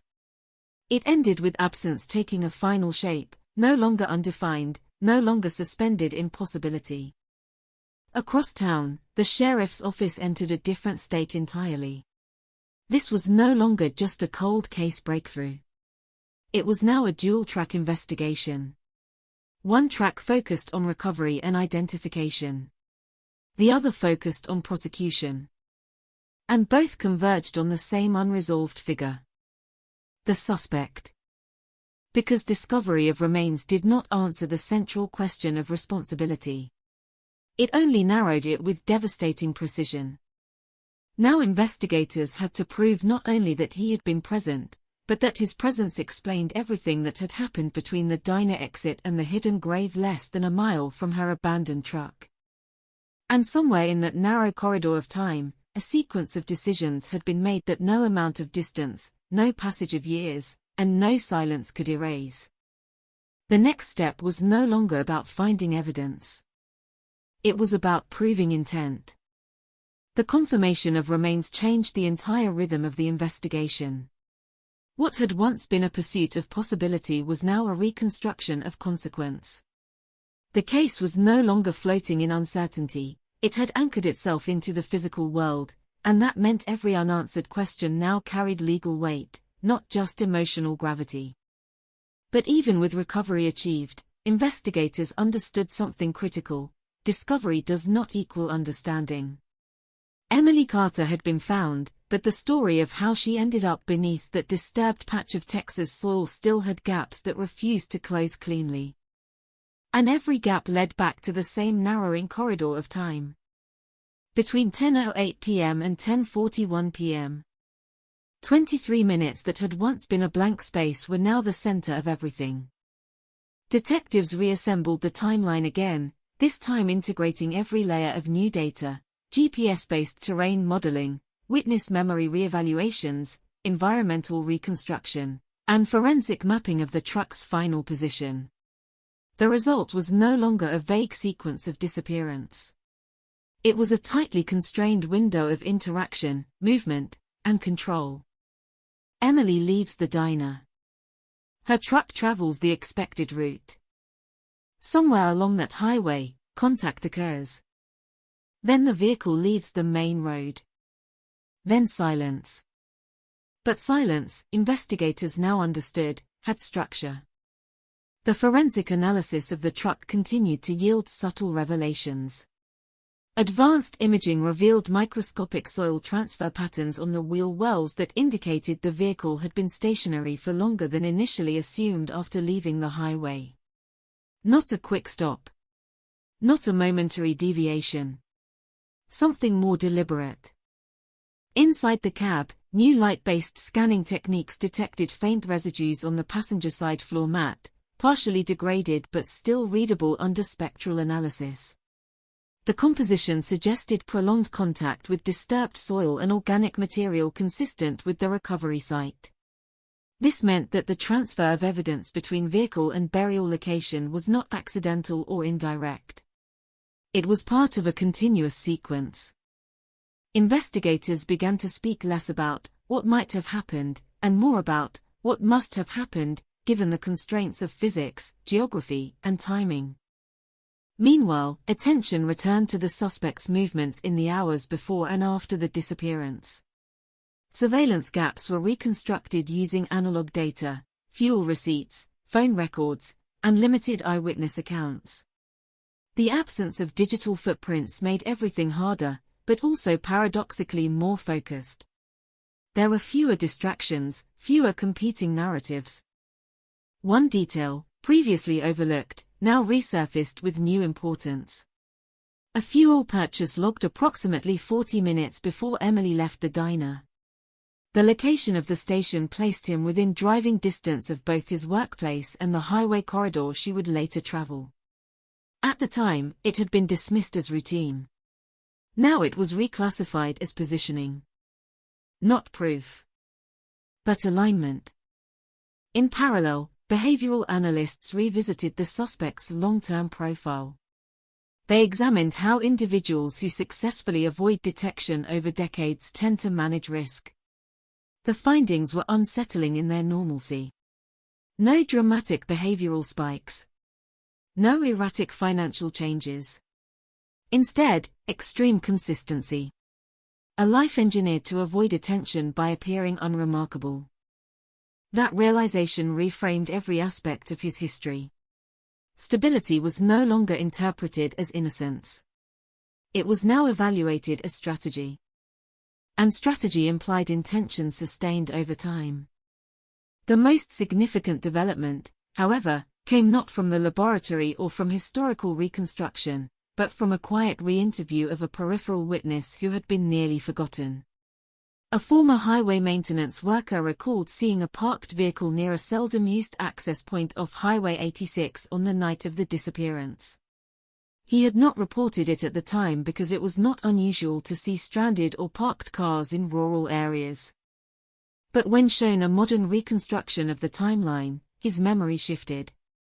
He became less certain about what he had dismissed, and more certain about what he had seen.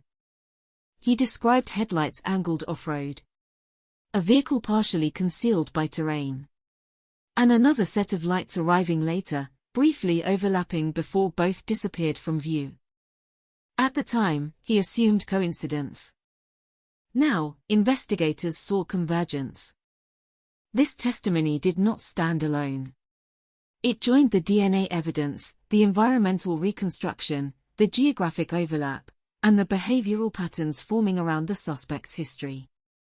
None of these elements were individually decisive. But together, they began to form something prosecutors recognized immediately, a narrative capable of surviving courtroom scrutiny. Still, the district attorney's office was cautious. Cold cases carried a unique legal risk. Time eroded clarity. Memory decayed. Evidence degraded. Even strong circumstantial cases could collapse under cross-examination if not anchored properly. So the strategy shifted toward reinforcement rather than expansion. Every piece of evidence had to be independently defensible. Every assumption had to be backed by repeatable analysis. Every conclusion had to be explainable without relying on inference alone. That meant returning, once again, to the DNA. This time, not just to confirm identity, but to examine transfer dynamics. Forensic specialists studied how the biological material found on the truck door could have been deposited. They analyzed pressure, contact angle, duration of exposure, and possible environmental contamination routes. The conclusion was narrow but significant. The DNA was not incidental. It was contact-based. Direct. Sustained long enough to leave a stable trace under conditions that suggested proximity during a critical moment. That finding reshaped the investigative narrative once more.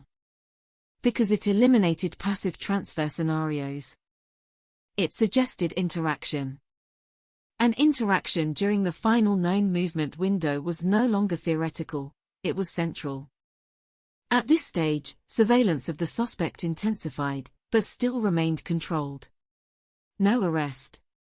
No public statement. Just observation. Investigators needed behavior, not confession. Pressure points were mapped carefully. Routine patterns were monitored for disruption.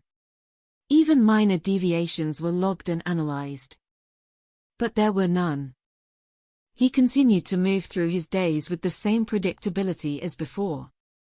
Coffee at the same time. Routes unchanged. Conversations brief. Ordinary. And that ordinariness became its own kind of tension. Because investigators knew that inside the structure of a cold case finally awakening after decades, normality was not comfort. It was contrast. The case had begun with disappearance. It had evolved into reconstruction. And now it was approaching confrontation. Not yet in the open, but closing in quietly, like something that had been waiting for 27 years to reach its final shape. The closer the investigation moved toward confrontation, the more the case began to feel less like a search for truth and more like the careful tightening of distance around a single fixed point. Nothing about the suspect had changed on the surface, but everything around him had. The world that once ignored him was now quietly measuring him in every direction, without him appearing to notice. Inside the sheriff's office, the atmosphere shifted into something more restrained. There were no celebrations, no declarations, only a growing awareness that every decision from this point forward had to be precise. Cold cases did not fail because of lack of evidence in the end. They failed because of overconfidence too early, or one weak link exposed at the wrong moment. So investigators slowed down. Not the momentum of the case itself, but the way they handled it. Every report was rechecked. Every timeline was revalidated. Every assumption was forced to survive scrutiny from multiple independent teams. The goal was no longer to find more evidence. The goal was to ensure nothing already found could be dismantled later in court. Meanwhile, the suspect's reconstructed movements were mapped again with even stricter boundaries. Analysts now treated each hour before and after Emily's disappearance as a sealed corridor of probability. Within that corridor, they placed every verified data point, fuel receipts, work logs, known witness sightings, and reconstructed travel time between locations. What emerged was unsettling in its simplicity. There were no meaningful gaps large enough for alternative explanations. Everything pointed toward proximity. But proximity alone was not enough. Prosecutors needed a narrative that could survive defense reconstruction, and that meant eliminating every innocent interpretation of coincidence. So they returned again to the terrain. The access road theory, once considered secondary, now became central. Digital reconstructions of Highway 86 at the time were refined further. Shadows were simulated using archived meteorological data. Vehicle headlight dispersion patterns were modeled based on 1998-era lighting standards. Even vegetation density was re-estimated using agricultural records from that decade. The result was a clearer visualization of what the night would have looked like in motion. And in that reconstruction, the access road did not just appear as an option. It appeared as a decision point. A place where a driver could leave visibility, move into concealment, and remain unseen long enough to alter the course of another vehicle's journey without immediate detection. Investigators began to refer to it not as an access road, but as a transition zone. A space where control over visibility changed hands. At the same time, forensic linguists revisited the suspect's original 1998 statement. They broke it down word by word, analyzing phrasing patterns common in deceptive recollection versus genuine memory. The report had originally been dismissed as unremarkable because it contained no obvious contradictions. But modern analysis focused on something more subtle: absence of detail where detail would normally exist. People recalling a normal drive home tend to anchor memory with incidental observations. Weather, music, traffic, minor interruptions. His statement contained none of these. It was structurally minimal, almost engineered in its simplicity. At the time, that had not been considered significant. Now it raised questions. Because memory that avoids detail can sometimes indicate rehearsal. Still, investigators resisted overinterpretation. They had learned from decades of cold case failures that narrative temptation is dangerous. Every conclusion had to be grounded in physical or independently verifiable evidence. And that brought them back again to the truck. The most stable piece of the entire case. Reanalysis of the vehicle continued to produce small but increasingly meaningful refinements. One of the most significant came from microsediment layering beneath the chassis. Forensic geologists identified distinct soil strata embedded in protected crevices that could only have been acquired in a specific sequence of movement. The pattern suggested the truck did not simply leave the highway and stop once. It moved more than once. This implied repositioning. Not random abandonment, but staged placement. That detail shifted the interpretation of the entire event. The truck was no longer seen as the endpoint of disappearance. It became a secondary scene. A location prepared after initial contact, suggesting that whatever happened to Emily did not end immediately upon interception. Instead, something extended beyond that moment. Something controlled. Something requiring time. And time, in this case, was the most valuable and dangerous variable of all. As investigators refined this understanding, attention quietly shifted again toward the suspect's routine life.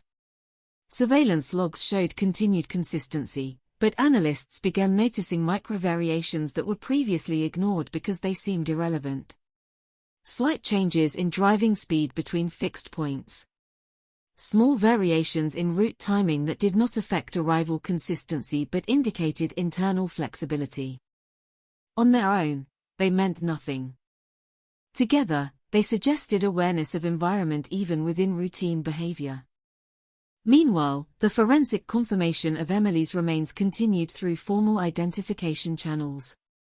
Dental records matched without ambiguity. Secondary biological confirmation reinforced identity beyond statistical doubt. The legal classification shifted fully from missing person to homicide investigation, triggering procedural changes that allowed broader subpoena authority and deeper financial tracing. That legal shift was not dramatic in appearance, but it changed everything operationally. Now investigators could look further back. Further outward.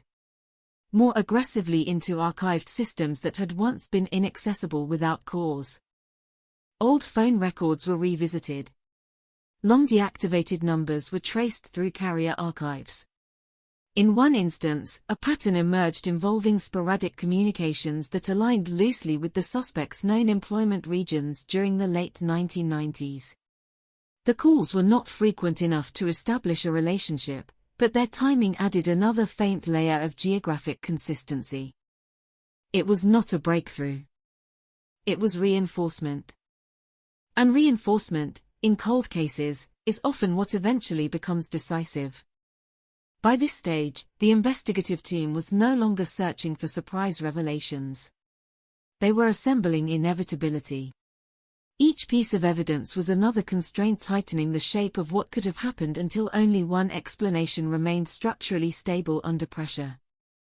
Still, one critical element remained unresolved. Intent. Not in legal abstraction, but in reconstructive clarity. Why this location? Why this timing? Why this level of control over outcome? And most importantly, why Emily Carter? Because even in the strongest cases, motive is what transforms evidence into understanding. Without it, cases remain technically solvable but emotionally incomplete. And as investigators moved closer to procedural readiness, their absence became the final unknown they would need to confront before any arrest could occur. The corridor of time had been narrowed. The geography had been mapped. The biology had been confirmed. But the final shape of the night still waited in silence, just beyond the edge of what science alone could explain. By the time the investigation reached this stage, the question of whether something had happened to Emily Carter had been replaced entirely by the more dangerous question of how far the truth could be proven without collapsing under its own weight. Every new layer of evidence strengthened the case, but it also increased the pressure on every detail to remain consistent under scrutiny. Inside the sheriff's office, the files no longer felt like separate documents. They felt like a single structure being assembled in real time. A structure that could either stand in court or fall apart the moment it was challenged. And at the center of that structure remained the same narrow corridor of time, now treated less like a mystery and more like a controlled sequence waiting to be fully reconstructed. Investigators returned again to the final confirmed moments of Emily's life. 10:08 p.m., she leaves the diner. After that, everything becomes inference anchored to physical evidence rather than observation. The truck's route had been reconstructed dozens of times, but now analysts began breaking it down into behavioral probability segments. They were no longer asking, where did she go, but where could she have been intercepted without external visibility? That shift transformed the map of Highway 86 into something far more restrictive. Long stretches of open road were eliminated. Well-lit intersections were removed from consideration.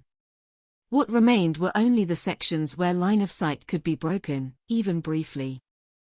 And that narrowing process kept returning to the same geographic zone. The transition corridor near the access road. But investigators did not allow that focus to harden into assumption.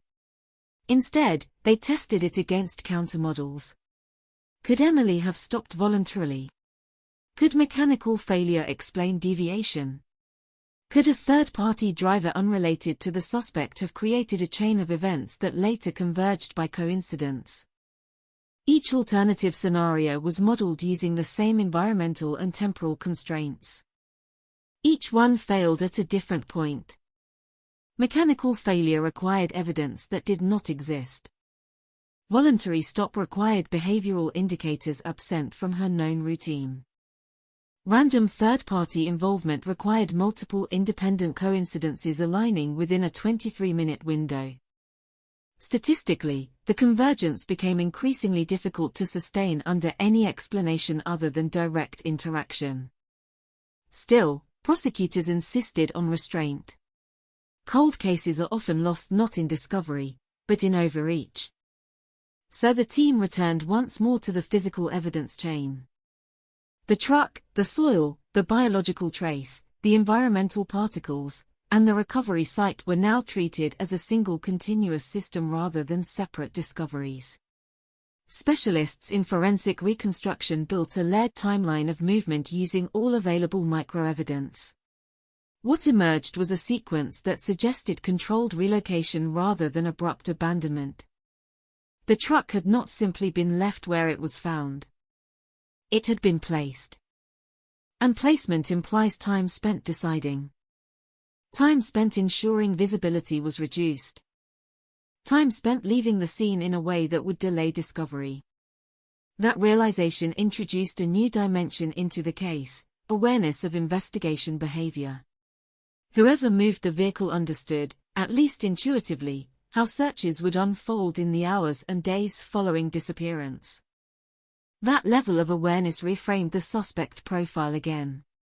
Not as a spontaneous actor, but as someone who either understood investigative response patterns or had previously observed them in enough detail to anticipate them. At the same time, forensic analysts returned to the DNA evidence with renewed focus on transfer mechanics. The question was no longer just who the DNA belonged to, but when and under what physical conditions it had been deposited. Using degradation modeling and environmental exposure simulation, they estimated that the biological material on the truck door had been left during a narrow timeframe consistent with active contact rather than incidental brushing. That conclusion tightened the investigative corridor further. Because it placed the suspect at the vehicle during the critical transition window. Not hours later. Not days later. But within the same sequence that defined Emily's disappearance. Meanwhile, surveillance continued in the present day. The suspect's life remained structurally unchanged, but investigators began documenting subtle behavioral patterns that only became visible when observed over long durations. Consistent timing was now being analyzed alongside microvariations that suggested adaptive behavior within routine constraints. For example, his stops at the convenience store always occurred on the same day, but the exact arrival time shifted within a narrow 5-minute range depending on external traffic conditions. His routes avoided congestion not through obvious avoidance, but through small adjustments that suggested continuous awareness of movement efficiency. None of these details were criminal, but they contributed to a profile of someone highly conscious of predictability and exposure. And in cases involving long-term evasion of detection, that awareness can be significant. Back in the investigative timeline reconstruction, one remaining anomaly persisted. A brief, unverified observation from a motorist who had reported seeing two sets of headlights on Highway 86 at a time consistent with Emily's disappearance. At the time, it had been dismissed due to lack of corroboration and the unreliability of nighttime rural sightings.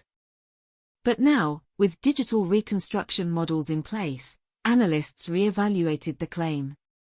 They simulated traffic conditions, visibility ranges, and vehicle spacing on that stretch of road. Under certain conditions, two vehicles traveling in close proximity could appear as a single set of lights before separation occurred due to terrain interference.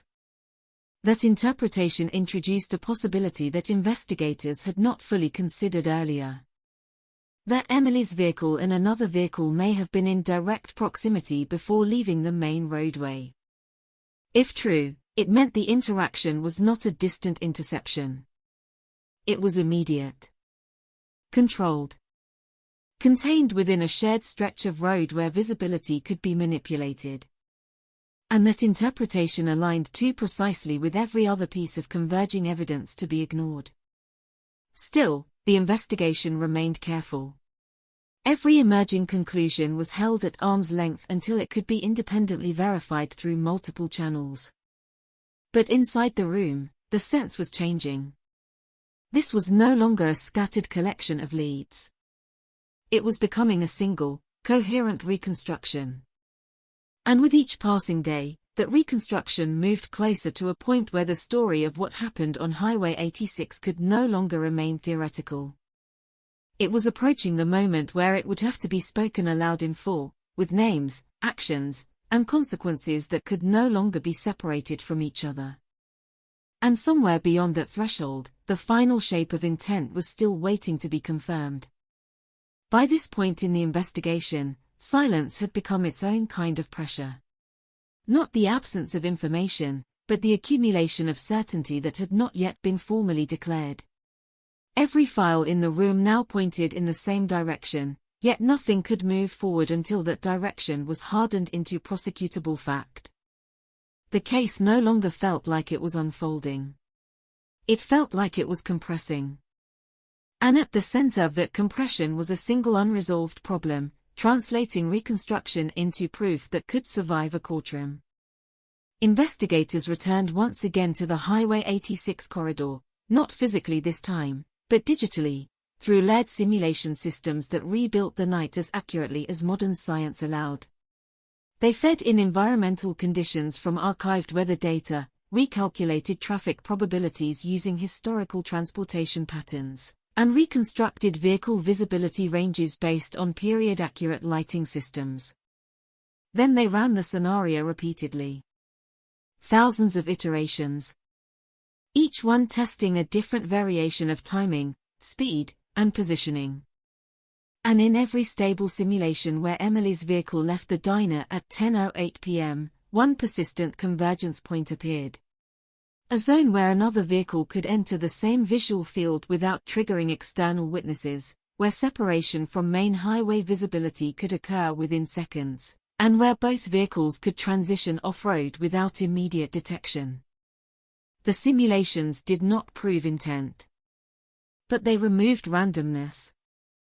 And in investigative work, removing randomness is often the first step toward establishing causality. Back in the field of forensic evidence, the soil analysis from the recovery site underwent deeper stratigraphic comparison. What initially appeared as a single burial zone was reinterpreted as a disturbed layering pattern consistent with multiple stages of interaction with the site.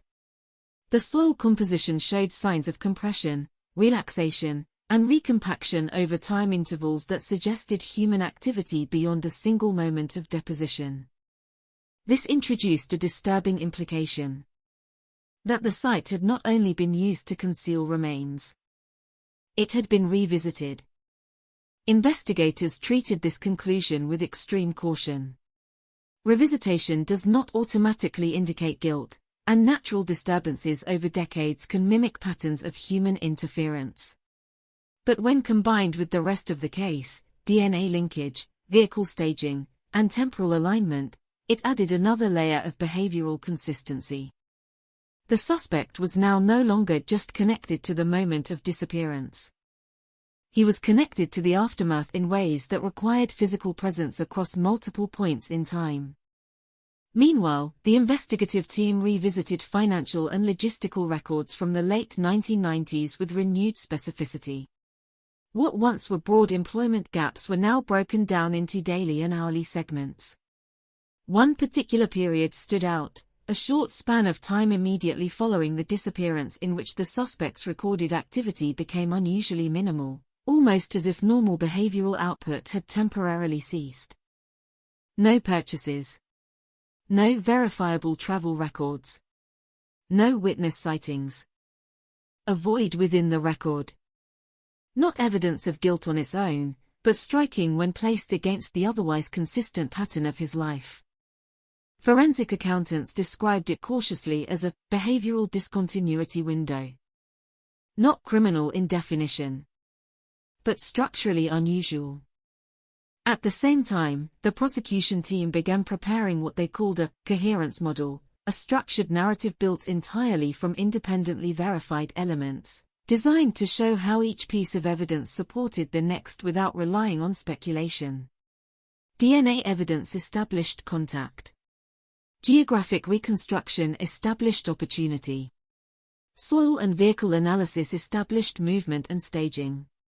Witness testimony, though limited, established potential convergence. The goal was not to argue possibility. The goal was to demonstrate inevitability. But even as the case strengthened, one challenge remained unresolved: the absence of direct eyewitness confirmation of the critical interaction itself. No one had seen Emily's final moments. No one had reported a definitive confrontation. Everything had to be inferred through physical consequence. And that limitation remained the most significant risk in the entire prosecution strategy. So investigators returned again to indirect evidence sources. Cellular data archives from the late 1990s were re-examined using modern triangulation methods, even though coverage in rural Texas at the time was sparse. While no precise location data could be extracted for Emily, partial tower logs suggested brief overlapping pings in the broader region consistent with simultaneous presence of multiple devices near Highway 86 during the critical timeframe. It was not definitive, but it was consistent. And consistency across independent systems, biological, geological, behavioral, and technological, was becoming the defining feature of the case. As the reconstruction grew more stable, attention inevitably shifted toward the suspect once again. Not through speculation, but through procedural escalation. The district attorney's office authorized pre-indictment preparation, signaling that the case had reached a threshold where arrest was no longer hypothetical, but conditional on final validation steps. Surveillance protocols tightened, but remained discreet. Investigators were now less interested in movement patterns and more focused on documentation of routine stability. Every continued normal action by the suspect was recorded as part of behavioral baseline reinforcement, ensuring that any deviation in the future could be interpreted with precision. Yet the most unsettling aspect remained unchanged. He did not appear to react to anything happening around him. No visible disruption in routine. No observable stress response.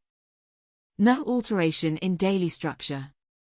To investigators, this created a paradox.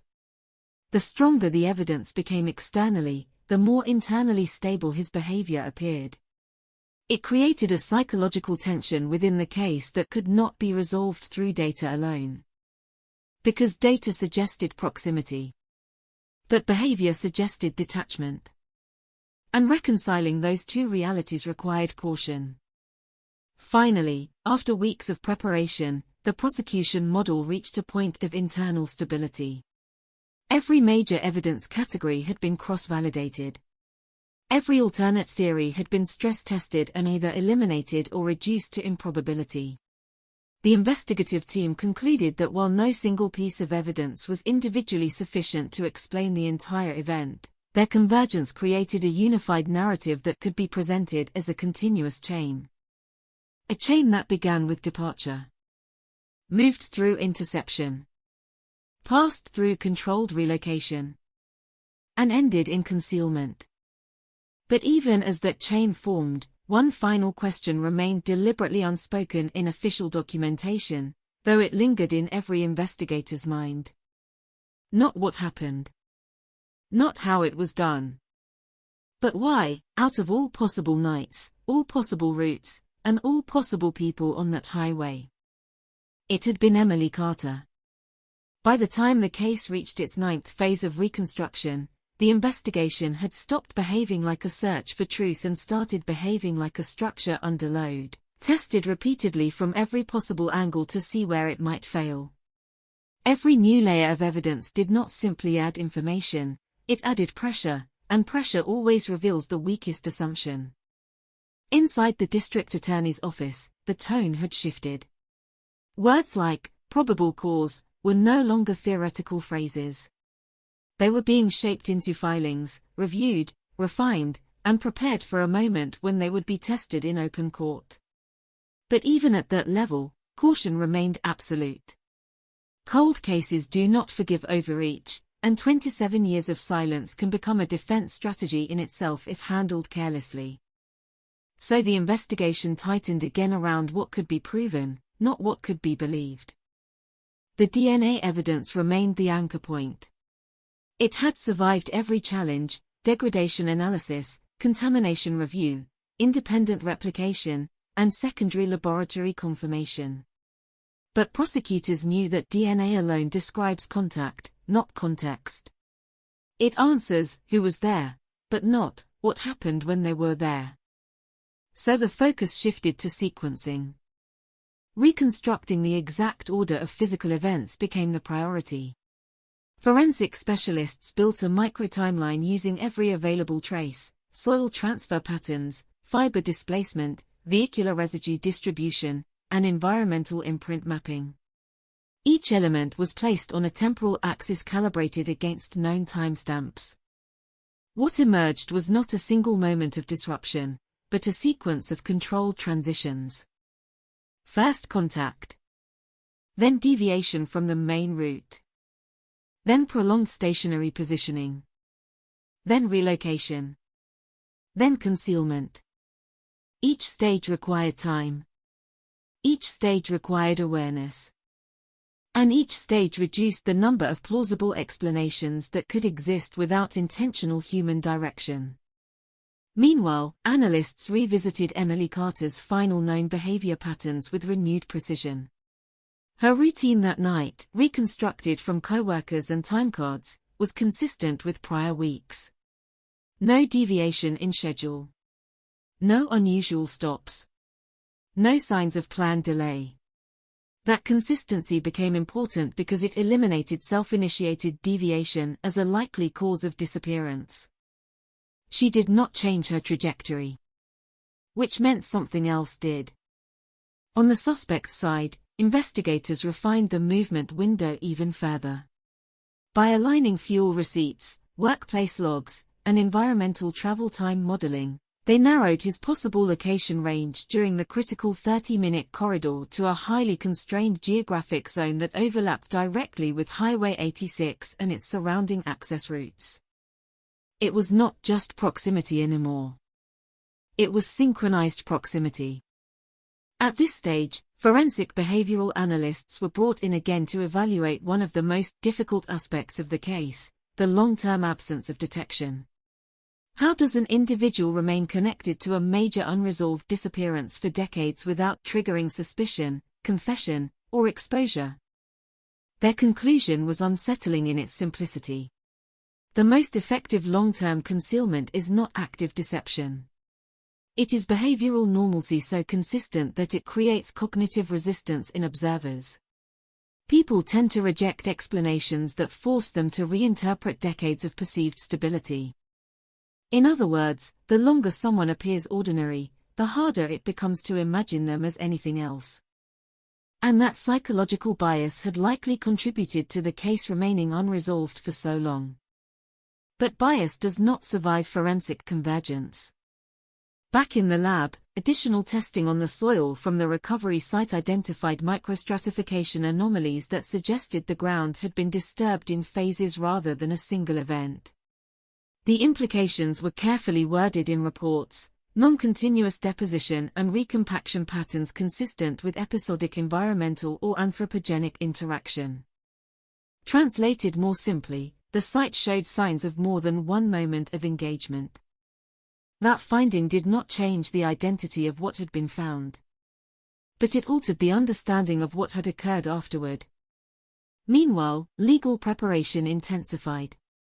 Prosecutors began drafting the narrative framework that would eventually be presented to a grand jury. But instead of a traditional linear story, they constructed a layered evidentiary model. Each layer corresponded to a category of proof: biological, geographic, behavioral, and temporal. The goal was not to persuade emotionally.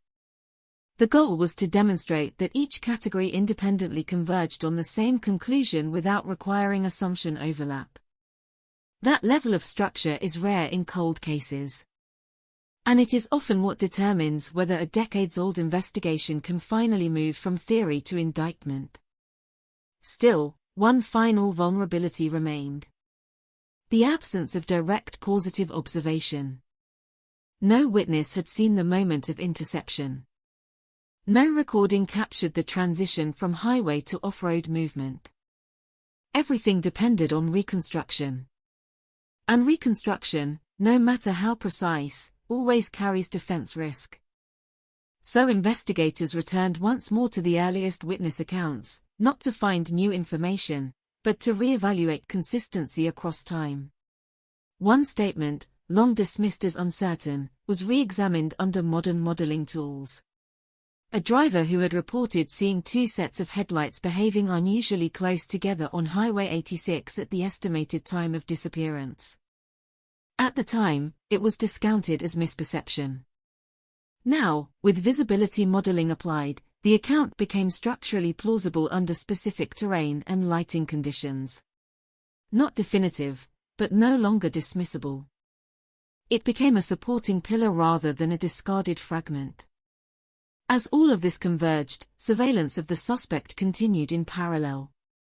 But something subtle had changed in the investigative mindset. They were no longer watching him to see if he would reveal guilt.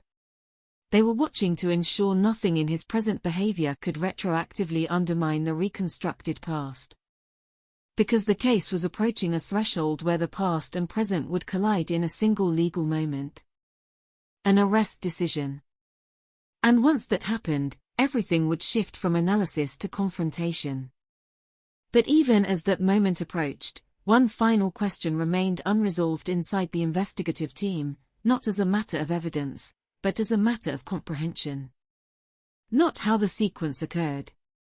Not whether it could be proven. But how a single night on a quiet Texas highway had remained buried under 27 years of ordinary life, waiting until science finally learned how to make it speak. By the time the investigation reached its 10th phase, the weight of accumulated certainty had begun to reshape the way every decision was made. It was no longer about discovering new facts. It was about protecting the integrity of what had already been assembled. A case this old, this complex, did not fail in the discovery stage anymore. It failed in the courtroom, where precision mattered more than volume. Inside the prosecution team, everything slowed down deliberately. Every sentence in the draft indictment was examined for vulnerability.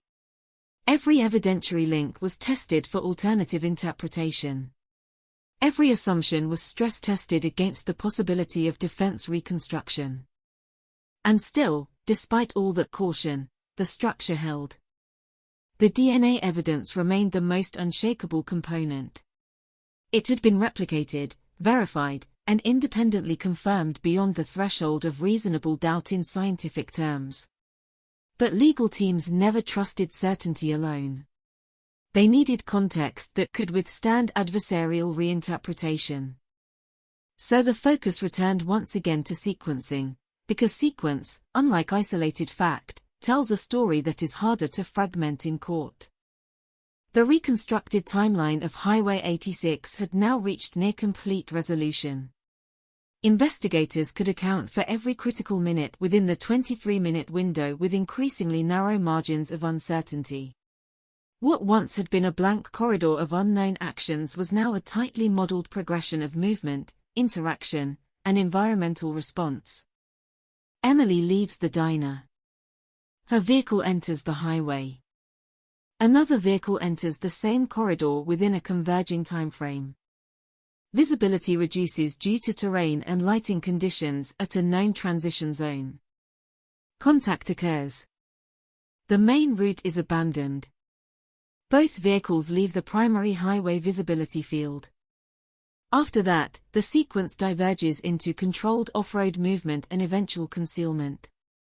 Each step was supported by at least two independent forms of evidence: biological, geological, mechanical, or temporal. What remained uncertain was not whether the sequence existed, but how it would be interpreted under cross-examination. Because defense strategy in cold cases often does not attack individual facts. It attacks continuity. It attempts to break the chain by isolating each link and demanding absolute certainty in isolation. To counter that, prosecutors built what they called a continuous dependency model. Each piece of evidence was framed not as standalone proof, but as mutually reinforcing confirmation of adjacent elements. DNA did not just place the suspect at the vehicle, it validated physical contact during the critical window, which in turn supported vehicle movement interpretation, which in turn supported geographic reconstruction. The structure was intentionally interdependent. And that interdependence was its strength. Meanwhile, the suspect remained outwardly unchanged. But investigators were no longer evaluating him as a behavioral subject in real time. He was now a fixed point in a completed reconstruction. His present actions mattered only insofar as they could affect admissibility, perception, or legal positioning. Still, surveillance continued. And what it recorded was almost unsettling in its normality. Routine remained intact. No deviation in travel patterns. No change in consumption habits. No observable attempt to alter visibility or exposure. If anything, his life appeared even more stable than before, as if the passage of time had further reinforced predictability rather than disrupted it. To investigators, that stability no longer suggested innocence or guilt. It suggested insulation. A life that had remained unchallenged long enough to believe it would never be reconstructed. But reconstruction was now complete. Or nearly so. The final missing element was procedural rather than investigative, formal authorization to move from case preparation to arrest execution. That required alignment between the district attorney's office, forensic leadership, and law enforcement command. Every stakeholder had to agree that the evidentiary threshold had been met. So the final review meeting was scheduled. Not for discussion of possibility, but for validation of readiness. In preparation, the entire case file was consolidated into a single integrated evidentiary record. Decades of fragmented documentation were unified into a structured digital system. For the first time since 1998, the entire case existed in one coherent form. When reviewers opened it, they did not see scattered reports. They saw a timeline. A sequence. A convergence. Still, even at this stage, caution remained dominant. One senior prosecutor summarized the challenge in a way that defined the entire situation. We are not proving that something might have happened. We are proving that nothing else could have. That distinction became the guiding principle of final preparation. Back in the field, the physical location of Highway 86 was visited again, but this time not as a search zone. It was treated as a reconstructed environment. Investigators walked the transition corridor with updated mapping overlays, standing at points where simulations indicated likely visibility breaks. The terrain, once ordinary, now felt structured, like a system designed for concealment when viewed through the lens of reconstruction. Even without physical evidence being collected at that moment, the psychological impact was significant. Standing in the exact space where convergence had been modeled created a sense of finality that data alone could not produce. But investigators resisted interpretation. Emotion could not enter the final decision stage. Only validation mattered now. And validation, at this point, was nearly complete. The only remaining step was formal authorization. Because once that threshold was crossed, the case would no longer exist as investigation. It would become action. And everything that had remained silent for 27 years would finally be forced into a single, irreversible moment of confrontation. By the 11th phase, the case no longer felt like something being investigated. It felt like something being assembled toward impact.